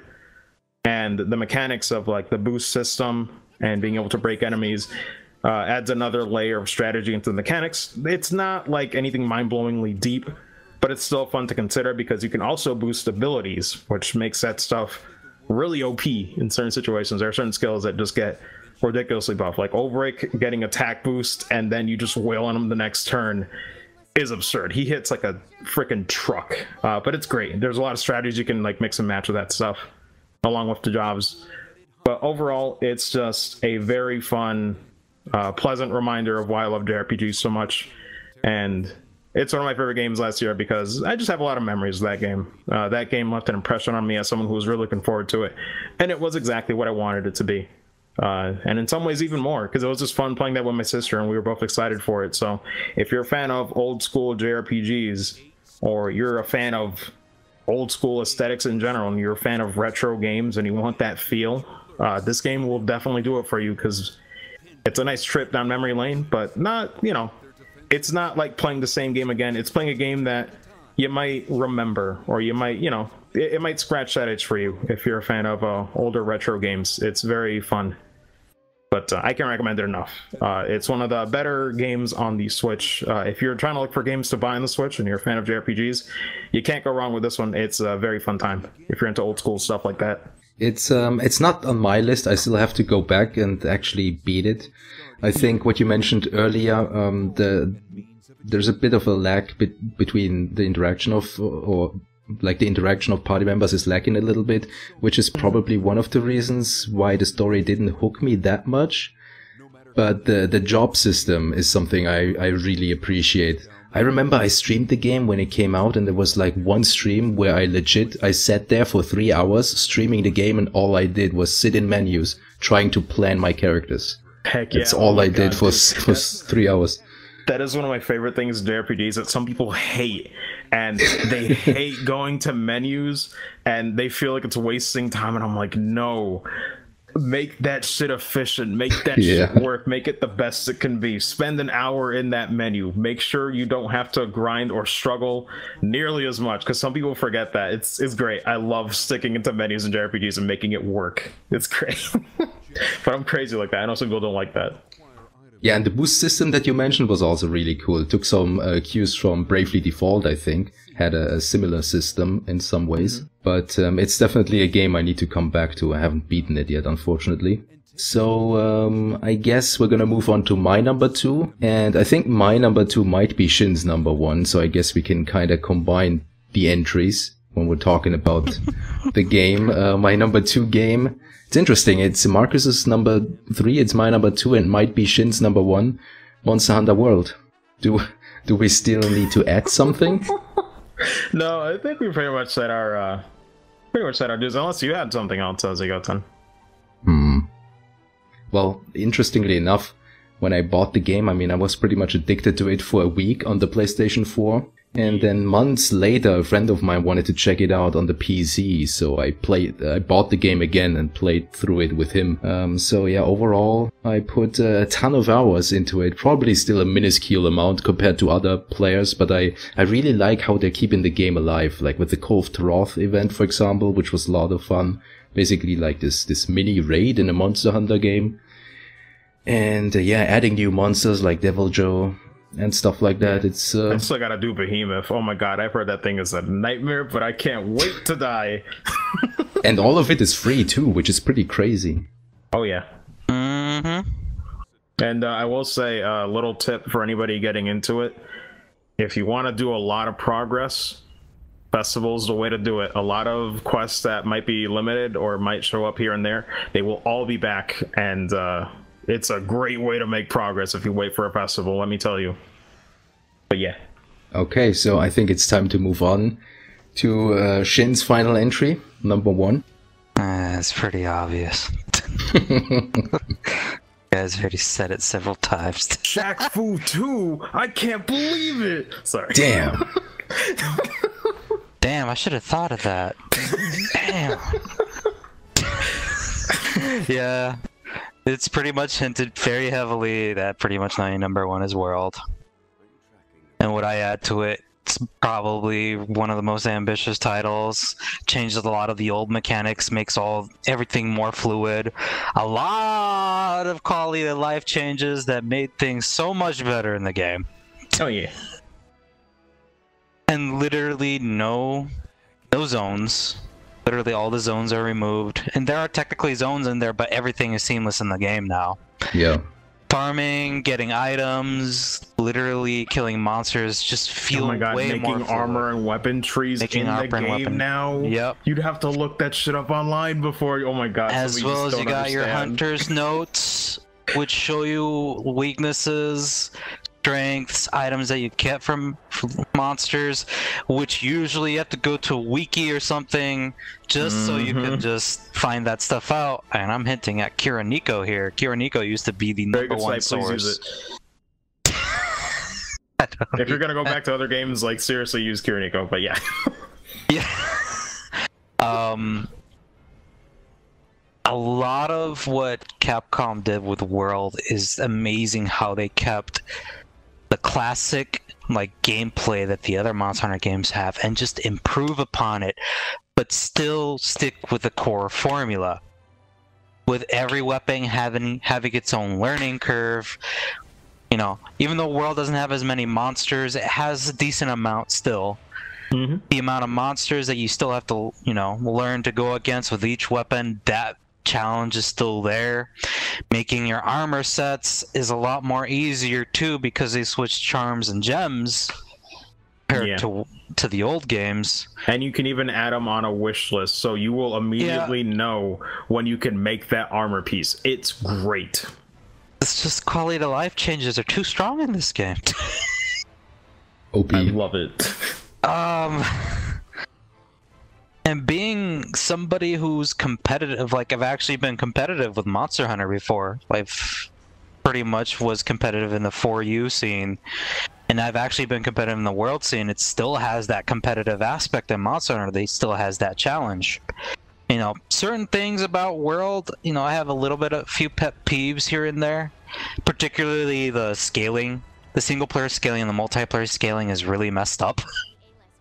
I forgot to mention that. That is a yikes. How exactly does it work? I think like the monster gets harder if a second player joins, but then doesn't scale after that or something? It scales to 4-player difficulty if a second player comes in. Yeah, okay. And solo, when you solo a monster, it doesn't scale to 4-player difficulty, it scales to 1 player. And if you really are that good at the game, if you really kill monsters efficiently, solo is the way to go most of the time than multiplayer, unless you have a very coordinated group of hunters with you. The one thing I appreciate in World too is the SOS system makes it more easier for people to join you, actually. No, extremely easy when you're just starting, yeah. Extremely easy, because in the old games, you have to make your own room. You have to describe the room. You have to put in attributes, making sure that people know what you want to hunt in that room. You literally have to make a lobby, like conditions and all, to even get started. Pretty much. And you would have to hope that everyone else that's a rando was down to do that hunt as opposed to theirs. There's a lot of etiquette that, man, it's just, you don't got to worry about in the world. You just send an SOS flare, whoever wants to heed the call, they're just there. A lot of what I don't like about GU is, like, as well as the rest of the old games beforehand, is that you always have to make a room, and everybody who comes in, you have to assume that they'll follow etiquette. Basically, whoever's the host of the room is the one to post the quests. But if somebody else comes in, they either have to ask the host to post their own quest, or they can never post a quest. That's the etiquette. Well, that's like a TLDR. You had to be very respectful to the host. You have to follow the guidelines. You have to make sure you have the right weapon if the host specifies what you want for that quest. Kind of like doing Hame's charm farming in GU, where you have to specify that you only want ranged weapons. And lo and behold, people come in still with Blade Master weapons, and whoop! Oh, I have to kick the person out of the room. Sorry. Yep. But in World, you can have 16-player rooms, and people can collaborate to do different quests in that room, as well as with your friends and squads. There's a lot of flexibility. But that's the problem, though. When it comes to things like Behemoth, you know, Marcos, if you want to find a Behemoth team, that's really hard to do with SOS. Yeah, thank God I have friends. Man, thank God for that one. That is like the hardest quest in the world. Where GU shines a little bit more, where you can create rooms to specifically guide people to let people know that you want specific weapons to come into the room.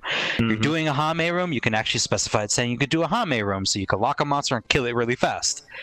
Not in World. You don't have that luxury to specify the quest that you want to post. Side note, Shin, but go ahead. Yeah. Care to explain to the viewers what a Hame run is, or what, in layman's terms? Basically, it's a lockdown run.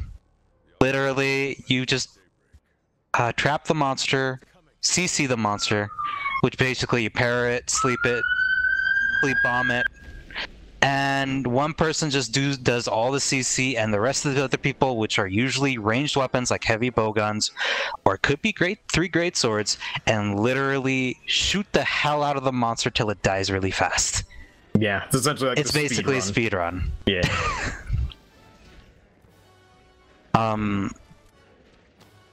And that's hard to do in World. You have to have friends that you can communicate with to actually do Hame runs in World. But that aside, it's really easy to find people to play with for almost any quest in World. That's pretty much it that I appreciate. And I could go on and on about World. Oh my gosh, I'm making this last longer than it should. Oh, it's but as well as, me being able to be competitively part of Monster Hunter World, the game still feels so good, especially if you ever played Monster Hunter 4 Ultimate before. Oh yeah. It's pretty much the same mechanics from 4U. No hunter styles like in Generations Ultimate. You're not as anime. Sometimes you could be a little bit anime in World. I won't lie. Oh man, Dualblade is hella anime now. What's the real? Oh yeah, Dualblade. You're basically the Hokage. Sorry. Anyway. as well as the competitive aspect is still kept the same compared to previous games, pretty much. You still have to learn a lot of the mechanics on a weapon.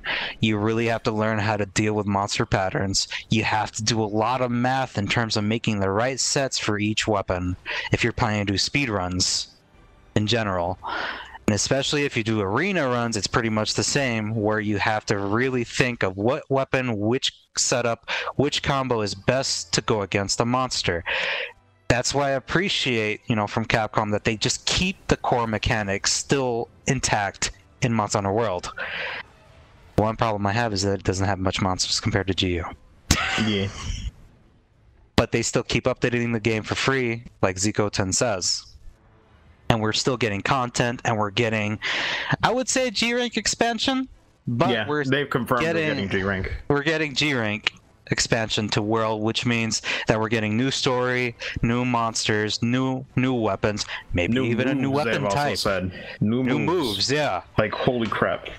And I'm like, damn, Monster Hunter, I guess 2018 is the year of Monster Hunter, pretty much. Yeah. Where you get Generations Ultimate and Monster Hunter World in the same year. Oh yeah, which is crazy, if you want those one, games you're gonna are get it. massive. They're extremely massive. And you could put in pretty much 1,000 hours to 2,000 hours if you really want to get that serious. I'm like, man, we're gonna play, me and Shin and my friend Arcade, we're gonna play Monster Hunter World after this podcast is over, because we're currently the Appreciation Fest is going on, and we're just doing that. Like, there's a great way to like grind for gems and decorations right now. Like, it's fun. Like, we're still playing it now. We're gonna be playing it like till the end of 2019 when that expansion comes out. You better believe it's a great game to come back to every time. Yeah, I'll probably get back to it when the expansion comes out. But yeah, that expansion's coming out this year too. Towards the end of the year, and it's already like we're already getting one heck of an expansion. And I was like, what could Capcom do after Iceborne? I'm just wondering. Who knows? Monster Hunter Universe. Oh my gosh, Lord. Either way, just to keep it short. Yeah, Monster Hunter World is my number one. Nice. Pretty really much good due pick. to the fact that it has the most content out of any game throughout this year. I guess alone, it could stand alone. The $60 price stands alone with that game. It's really hard to top World. At least for me. I'm way too big of a Monster Hunter fan, so I could be biased. But No, it's understandable. We're all biased. That's what this podcast is all about. But yeah, it's probably one of the best games also to play with your friends and just hang out and chill out as well. It just has so many things going on with it that it's just on my number one spot. And that's pretty much it. Yeah, it's interesting. Last year we all had the same number one. But this time around, I think we all have a different one. Marcos, what is your number one pick? What is your game of the year? Okay, so this one might be surprising and it might not be for you guys. But this is the one that I said is on here via technicality. Because while the game did come out in 2017... the Switch version did not come out till last year. That is the version that I played. So some of you already know where it's going. My number one, unexpectedly, is Hollow Knight. So let me start with how this happened. Hollow Knight was always a game I wanted to check out, but I wasn't sure when. I don't think... No, I think I remember seeing when E3 was over, Nintendo was still doing the treehouse thing. I think I did see a stream of Hollow Knight on Switch. So I guess I did know it was going to happen and be ported. But it came out, I kind of slept on it. I think I was playing something else at the time. But it was like a perfect storm where after I finished that game, I forget what it was.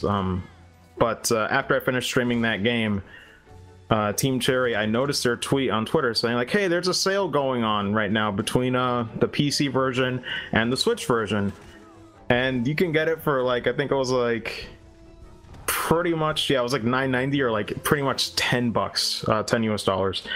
And it came with the DLC and the latest expansion that was about to come out or no, actually it was like along coinciding with the release of that latest expansion. Yeah, that's right. So I bought it on a whim. It was $10 frickin', right? Like, what do I got to lose? I didn't know much about the game. I just heard it was pretty good. It was one of the more beloved indie games, and I dabble with indie games here and there. It's hard for me because sometimes I can tell if a game is for me just off of a trailer. Sometimes it's hard to tell with indie games because sometimes it might be experimental, and some of the cool stuff that they do, you really can't showcase in a trailer. So it's hard sometimes to sell me on those, or sometimes the aesthetic might be a little not in my alley, because they're always experimental, which is what I love about them. But Hollow Knight immediately, with its art style, even without playing the game, but just looking at like the box art or like the profile and like the Switch, I'm like, man, I want to see what this is about. Like, it's a cute little ant dude with a little skeleton head. And he's got a little sword, little nail. It's cute. I can't wait to go into it. But the second I start the game, it's a beautifully hand-drawn aesthetic. It's gorgeous. It's a very beautiful looking game. I think it's only done by a few people over at Team Cherry, but my gosh, I'm definitely a devoted fan after playing this game. But it starts off, and I've noticed I seem to have a real affection for these without really thinking about it too much. I really love these games with a bit of mystery, or games that don't give me all the answers right away, and Hollow Knight does that. The closest thing, I'm gonna say the dreaded word, but oh god, here comes. I'm gonna say it. Its story structure and delivery is very close to Dark Souls. I said the D word. We're done. That's a wrap. You can all go home. No, but Damn. That's two words. Structure is very much like that. There's like little bits of lore in between as you explore through the levels. Some things might be a little mysterious on the offhand, but you'll find something else later that might, you know, answer those questions, be it in a summary or somewhere else. It's tucked away, but you don't need it all to really appreciate the game, because while the story is nice and there's some like really charming aspects to it, I didn't have all the pieces together, but I still enjoyed the game for the mechanics and the exploration, and some of those character modes that were really like small and self-contained but very charming. So off memory, I think I've only really played through completion 2 Metroidvania games before Hollow Knights. If you count, yeah, Guacamelee does count. I played that one. That was very fun. Okay. But the other one that I love a lot is my personal favorite Castlevania game is Symphony of the Night. Oh, that one's so good. So those are like the 2 that I have in terms of Metroidvanias that I've finished. I've tried getting into Metroid games countless times. Maybe I'd like to try again at some point on my streams, but it just never clicked for me, and I don't know why. Maybe it's because it was so like silent and it was like very atmospheric, but in the way that I didn't want it to be. So it just felt kind of, I lost interest halfway through exploring because it wasn't a setting I was really into. Because I love how Hollow Knight's like this like really nice hand-drawn feel, but it's also kind of bleak but not oppressive. And I really got to stress that, because while it looks like a bit of a downer, it's actually, it has its moments of like brevity, and it has some moments where like you see these like really funny and charming characters, or it'll mess with the atmosphere sometimes, and it'll look really pretty in certain areas, but in other areas it might actually be very bleak. It's just very fun. I never know what I'm going to get when I enter those worlds, and Metroid's kind of like that too, but I think the aesthetics, and maybe because it is hand drawn and there's so much detail in them, maybe I got just that much more immersed, you know. Yeah. But the other thing too as well is that all the upgrades you get through Hollow Knight are very much like a Metroid game. Like, you know, you get your double jumps, you get a sort of kind of like Shine Spark. You know, you get some things that kind of feel like that. You get some unique stuff as well. But it's also fun for me because it has some challenging platforming sections, which I'm always a fan of. I'm always up for that challenge. So there's some cool like there's some cool mechanics where like you gotta use your nail, or your sword rather, for you know, simple terms. You gotta jump and kind of pogo hop with it as you're jumping through like obstacles or enemies or even like spikes, and you gotta like time that stuff and get good at it. I will say Hollow Knight is a very challenging game. You do not play it to, like, in some areas you can play it to relax, but be prepared to really be challenged. You can't sleep on that game because, man, it is very tough. I'll say it again. Difficulty's kind of like Dark Souls as well, because it also uses the whole revive system that game kind of does, where, you know, you die once, you got to go back and get your money by collecting the soul that you previously the place where you died previously. So you got to be good at knowing the layout and try not to get blown up before all that stuff is just going to waste. It gave me that same frustration, but I say that in a way that it's just like, man, makes you salty, but I damn sure make sure it never happens again. So it teaches me the hard way. But Hollow Knight overall, it's a super charming game. The upgrades are great. I also like the pin system, lets you customize and like mix and match all your abilities. Really powerful ones and really useful ones as well, depending on your playstyle. But one of my favorite things from a design standpoint is that they don't really clutter up the screen with a lot of UI stuff. It's very simple and easy to understand, but it's also because of some of the design choices they made. Like, you don't use health items in that game. They don't exist. There is no side menu aside from the map menu, or like the map screen rather. That's it. Unless like you go to main menu to exit the game or something. The way you heal is that you focus. When you have enough soul energy, which is on like your little I guess like your little helmet icon, or like the head icon in the UI, you can see it fill up. When you have enough of that energy, you can hold or I guess like on the Switch version, you can hold the focus button, and as you keep doing that, it'll heal your health. Usually like three pips, or like 3 units worth of health, if you have a full head icon. So that's a really nice risk and reward heal system that reminds me kind of like of Monster Hunter when you try to take a potion, and you got to make sure you can take that risk, especially in boss fights. So boss fights are one of the biggest highlights of Hollow Knight that I absolutely love. They get tough, but one of the fun parts about it is trying to figure out what you can get away with. Like most boss fights that I really end up liking is just trying to see what you can get away with, especially when it comes to healing.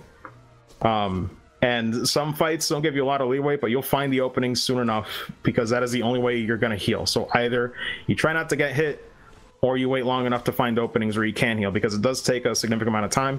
You can shorten that with certain pins, but I like how the game handles health, where you don't have to go to a separate menu, and you just get it through attacking. You attack enough, like not even like destroy enemies, you attack enough and you just get that energy, and you can just keep healing if you're good enough. It's great, but I like how minimal it all is. But overall, the settings are great. They were super atmospheric, and in some ways really put me on edge. There's a certain area that I won't mention just so people won't be like spoiled of that, but there's an area that really put me and my sister on edge. And that's another thing too, this game's great for spectating, because my sister, I don't think she would ever play this game, but she saw me play through all of it, and she thoroughly enjoys the game now. And there's a lot of appeal to games that have a nice art style or have a really interesting world. Even if you're not going to play it, if you're going to play alongside someone else, or like watch them play it, it's still a good spectator game, because it's definitely artistically beautiful. But one of the highlights for me is one of the earlier... Actually, is it okay if I do some light spoilers for one of the beginning areas? Yeah, I think so. So there's an area, I forget it by name. I'm bad, but there's an area, a good example of everything that culminates in Hollow Knight for me is always the Mantis Palace, or I believe it's where you fight the Mantis Lords as a boss fight. But there's this really nice build up where it's the introduction to a new area you explore, and you're kind of feeling your way through, and halfway through the area there are these Mantis enemies that keep attacking. They're relentless. They're like some of the toughest enemies in the game. And all throughout me playing that area, I was just like, man, these guys just like, they drive me nuts. They're like so fast. They got like long reach. Like, when am I ever gonna catch a break with these guys? And you essentially end up stumbling into their domain after a while, and you still got to fight them there too. They're more abundant there than ever. Some of them even cling onto walls, and they really mess you up. But you make it down long enough in their stronghold, and you end up fighting the Lords, which is a boss fight that's really cool, because it starts off with all three of them sitting on their throne, and you got to fight them. It starts off one-on-one, then you got to deal with two of them on screen, throwing projectiles, doing all this like crazy stuff. But that boss fight is where the boss fights for me clicked entirely, because I started getting good at dodging. I started getting like better at finding my openings, and trying to find where my grace periods were in that boss fight, because Very intense, really fun when when you had to deal with two enemies on screen at the same time. The music was also great. The music in Hollow Knight is fantastic, if I didn't mention that already. But I think you did. The cool thing about the boss fight afterwards is that in most games, you would think you would earn, I don't know, like let's say in Zelda, you'd earn like a heart piece, or you'd earn an upgrade or something that would hold a little bit more intrinsic value, or something that would be a little more tangible. Yeah. That happens in some parts of the game, because you still get upgrades like a Metroid game. This one is one of my favorites, though, because what you earn in that fight is you earn their respect. And what that means is that they're pretty much cool with you. They'll let you go past what the boss fight was blocking. But now when you go to that previous area, or any area that has those Mantis enemies, anytime you walk past them, all they do is just bow to you as you pass them by, and they don't attack you at all. And it's this really cool world building aspect that I absolutely love about the game, where certain things feel like permanent changes to the world, and it's this phenomenal feeling where it's like, I never thought I was going to have that much charm. But that entire little segment of the game, which is like probably like a few hours, is like one of the most memorable parts for me. But the game is full of little touches like that. It's a very endearing, very charming game. And if I haven't stressed it enough already, I bought it when it was on sale. It is only $15. I put in hours. It must have been over 60 hours in that game. Damn. An indie game for $15 that you can buy on the Switch right now. Runs great, plays great. You could also buy it on Steam. If you're in for a challenge or a fun time and you just want to get lost in a world, even in a genre that I don't really consider myself a Metroidvania fan, but Hollow Knight pretty much made me into a fan of Metroidvania games again after not having played them in years. It made me remember some of the things that I do like about that genre. Because, man, the highest praise I can give to a game is if it makes me like a genre again. Or even for the first time. Because, man, I feel like I like those other games, but it didn't really click with me like why I would like this type of genre to begin with. But Hollow Knight made me really like see what there is to appreciate about a genre. And that's like high praise from me. Because, man, I never considered myself a fan prior, but that game made me a believer. It's a great game. Nice. Absolutely love it. But sorry, that was a bit long, but I'm just like, my God, hey, it's your number one pick. I'm like, man, absolutely love that game. I have like 3 people telling me to finally play the game already, and I keep saying I'll get to it eventually. It looks great, and yeah, you mentioned the challenge. I saw you take on that one optional boss, which took you that cocoon sort of guy that kept shooting out flies or whatever. It's one of the worst ones. Yeah, it's pretty crazy. But the main ones are all pretty fair, and like it's a good challenge. It'll take a while, but you'll get them down. Yeah, I'll probably understandably they might be a little tougher. So, yeah, my number one is sort of a similar deal as what you mentioned, like a game that got you into a genre. For me, it's scaled back one step. It's a game that really got me into one series, kind of like Monster Hunter World, but even more so. And that's Dragon Quest XI. Because I heard you raving about it a while. Yeah. Oh, yeah. I had a feeling this was going to be on the list for sure. This so since playing Dragon Quest XI, I went back and played through 4, 5, and 8, and I pretty much own all the major games since, or at least from 4 upwards now, and I still plan to play all of those. Initially I wasn't feeling Dragon Quest whenever I tried it out before. I don't know, there was something about the monster design that I couldn't appreciate it, like slimes and knights riding slimes, and they're all looking so happy, and I don't know, it just felt kind of weird to me. Like I couldn't get into it at first, but Dragon Quest XI is such a good game. Like it does nearly everything perfectly, honestly. So first of all, it's a gorgeous looking game. Like how it combines artistic design with the technology and the power of the PS4.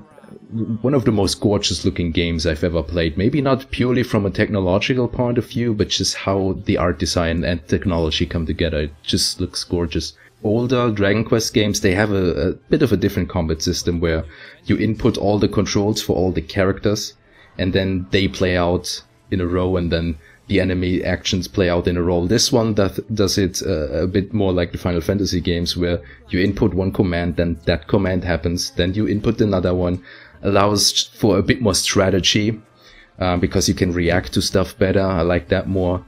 I like the leveling system. It kind of reminds me of Final Fantasy XII of the license board, where you have a skill, for example, Lightning Thrust, which is this attack that deals in critical, or that has a higher chance of dealing critical damage. You unlock that ability on the license board, and then other slots around it open up, and then you can choose what to upgrade next from there and so on. That's a nice system. I like the pace of it. So it has this really cool flow of like field exploration, and then eventually you come to a town, you explore the town if you want to, you talk to NPCs, and then you go into a dungeon, and that kind of gets repeated a couple of times, but it's really nicely done. Like, you never feel like you're in one area for too long, and just when that sort of structure starts to maybe get a little bit tiresome, the game like completely changes up the pace and opens up its gameplay and becomes less linear. And it's really well thought out. I also like how the fields that I mentioned, they aren't like this big empty world that in my opinion many other JRPGs have. For example, Dragon Quest VIII, at the time it was nice to have a JRPG that has this traditional overworld map, because at the time, PS2 era, Gen 6 consoles, that wasn't really common. Like Final Fantasy had gotten rid of it and stuff like that. But playing it nowadays, it just feels kind of too big and too empty, and there's nothing to do there. Dragon Quest XI keeps it more tight. The story, what they do with the story here is really interesting. So it's kind of funny actually how many of the Dragon Quest games, well, the ones that I've played so far, they kind of start out very, very similar. They all have the same basic premise, right? The Dark Lord is about to rise, and there's a chosen one who's also rising, and you need to stop the Dark One. But about halfway through the game, well, I don't want to spoil anything, but let's just say it gets a bit more complicated, and it's really nice what they do with it, and I really appreciate that. The crafting is super fun. Like, I'm typically not a fan of crafting in video games. I'm typically someone who appreciates it more in something like Monster Hunter, where it's just like, okay, gather the materials, then go to the vendor, and then he's gonna create your stuff for you. Some games throw mini games in there so that you're actually the one to craft, and I'm never a fan of that. Dragon Quest XI actually has a crafting minigame that is super fun to do. You unlock skills for just crafting that add additional depth to it, and it gets more challenging as you progress through the game. Like, crafting is super fun in the game. You can even craft armor pieces. You can even craft armor pieces that change the way you look, change the appearance of your character. It's not every set or every item piece, but it's a lot of them. The characters, I want to say, out of all the Dragon Quest games I've played now, are also the most endearing ones. Like, Dragon Quest usually has a different approach to characters than something like Final Fantasy. Final Fantasy tries to add, like, they try to make them a bit complex, add layers there. Dragon Quest, typically not so much. Some characters in some Dragon Quest games are pretty much, blank pages. Like, you know next to nothing about them. It's a bit different here. Like, they're not super complex or layered, but they're very relatable, and they go through some trauma that you can feel for and stuff like that. I would say it's definitely simple, but it's also easy to understand. Yeah, you can take something exactly. That's it's definitely my favorite Dragon Quest cast so far. The biggest downside, I guess, and that's kind of widely known at this point, is the music, I want to say, unfortunately. Well, first of all, it's not, because I was praising Pokemon earlier for the orchestrated soundtrack. In this game, essentially, you have MIDI files, rather low quality. You don't have great dynamics to the song. Sounds kind of samey, the instruments.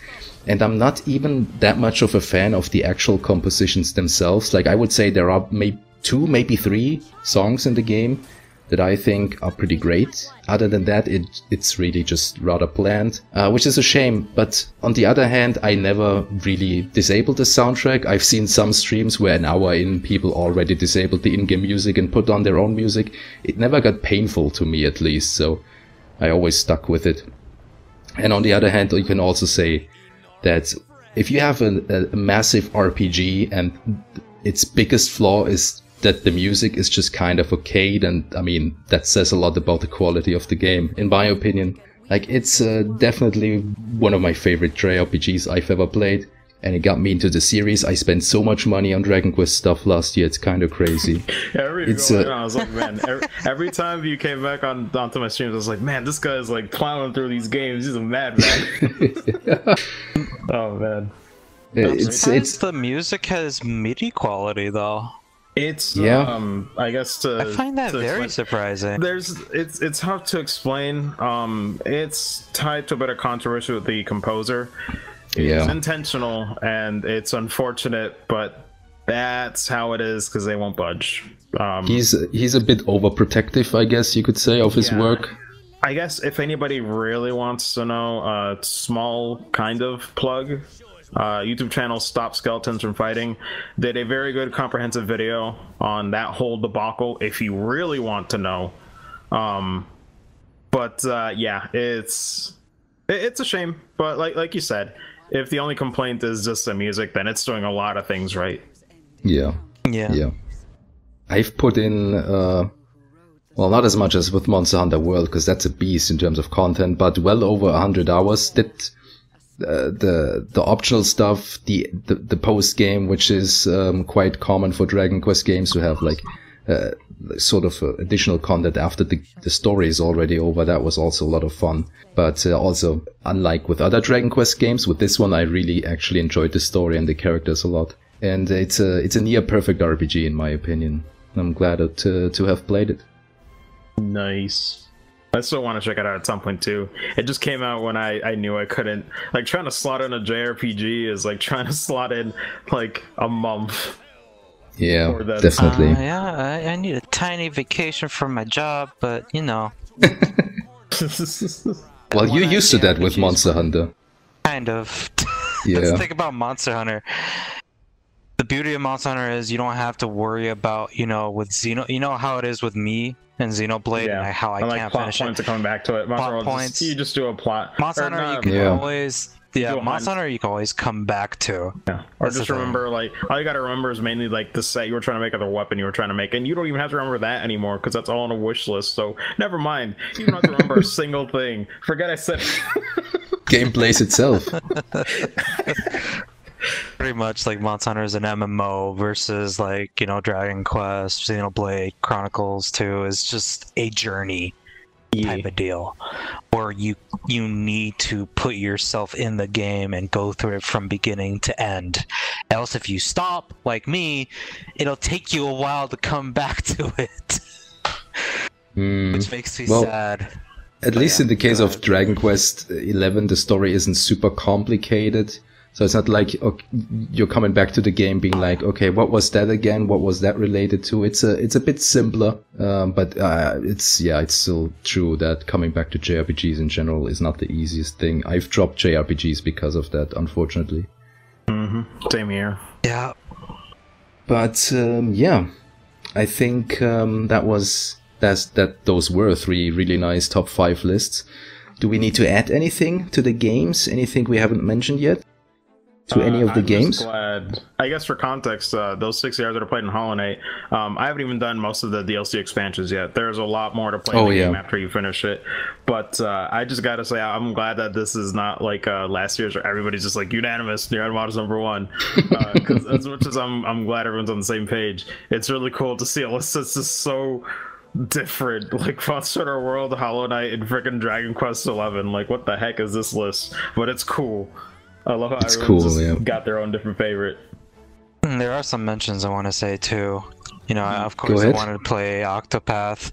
There's God of War. There's also Spyro remake as well. Yeah. Forgot to mention that. Great Knight Trilogy is fun. I just didn't put it in because it is a remake. That's also why I didn't put in Child of Colossus. I was like, if I got time to put, if I could put a new one on the list, I'll try and do that. And one of the ones I want to put on the list was Super Smash Bros, but still don't have the game, sadly. Man. I guess one that didn't make the list, but it's one that's also incomplete with my sister, is God of War. It was a fun time. It's just, I will say one of the things that the game suffers from is difficulty spikes are very weird. Like, we could do normal difficulty, have a pretty good time, and then there's a room where it's like a gauntlet of enemies and get our asses kicked for a while. Oh. We gotta like retry it. That's very weird. Maybe it's just that I'm not good with the combat, but I think I'm pretty good with most action games. So it's just, I think the problem is the camera. Sometimes in God of War, the more I think about it, I feel like I don't get to see all the danger that's coming my way. And they try to let you, like, you know, have warning signs like around your character, like flashing red, you know, arrows or something, kind of like that. But it feels like it's sometimes not enough for you to react to that stuff, and it feels a little clunky in the combat when it gets challenging. The puzzles are nice, and you know, like all the set pieces are great. The music is really good too. The story is great as well. I'm not sure if I said that. That might have been redundant, but everything about it is great. It's just, that's like, if I had to put like a little nitpick, is that, man, the challenges in some of those gauntlet rooms where you gotta like really fight and hold on gets pretty rough sometimes. But overall, Yeah. it's fun. It's a very fun game. And Christopher Judge from Stargate is Kratos, which has me excited. I keep forgetting about God of War, but I gotta get to it eventually. Yeah. Oh, it's a fun time for sure. Nice, nice. So yeah, I think that about wraps it up here with our 2018 Game of the Year discussion. But before we leave, why don't you remind people where they can find you again? Well, you can find me over at VFXMario on Twitch and Twitter, and also YouTube. I haven't done much with the YouTube channel, but I do plan on exporting a lot of the past broadcasts, so if people want to see those playthroughs and all the reactions. A lot of games that I play on Twitch are first-time playthroughs, so I want to preserve those memories as much as I can, because some of those freakouts and laughs and reactions are priceless, and you know, I really value that. So if you ever, you know, want to tune into a stream or check out a game, I do all kinds of games, but I mainly stick to JRPGs. Love a lot of fighting games. I also like platformers as well, but mainly throughout this year, for anybody who happens to know the series, I plan on checking out the Legends of Heroes series, which is a big JRPG series that has quite a few games. Both of our... So that's like pretty much on the priority list for both of us. it's going to be quite a JRPG heavy year for me, if anybody's into that genre. It should be a fun time. But yeah, that's where you can follow me. And that's pretty much it.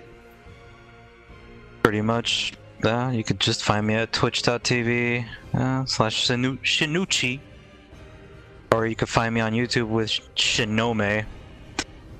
And I usually just stream on Twitch, really. And I'm just a variety streamer and well, mostly a Monster Hunter streamer too. If you like Monster Hunter content, come over to me. If you love Capcom, go over to him. He's loving RE2 Remake. He's fiending off of that Devil May Cry 5. I'm still waiting for that speedrun stream of Resident Evil 2, Shin. Maybe we can get a race going at some point. Well, we'll see. There's also We'll see, Sekiro. okay. Sekiro and yeah. Devil May Cry 5. Oh yeah, I can't wait for that. Sekiro. I'm sorry. It's From Software.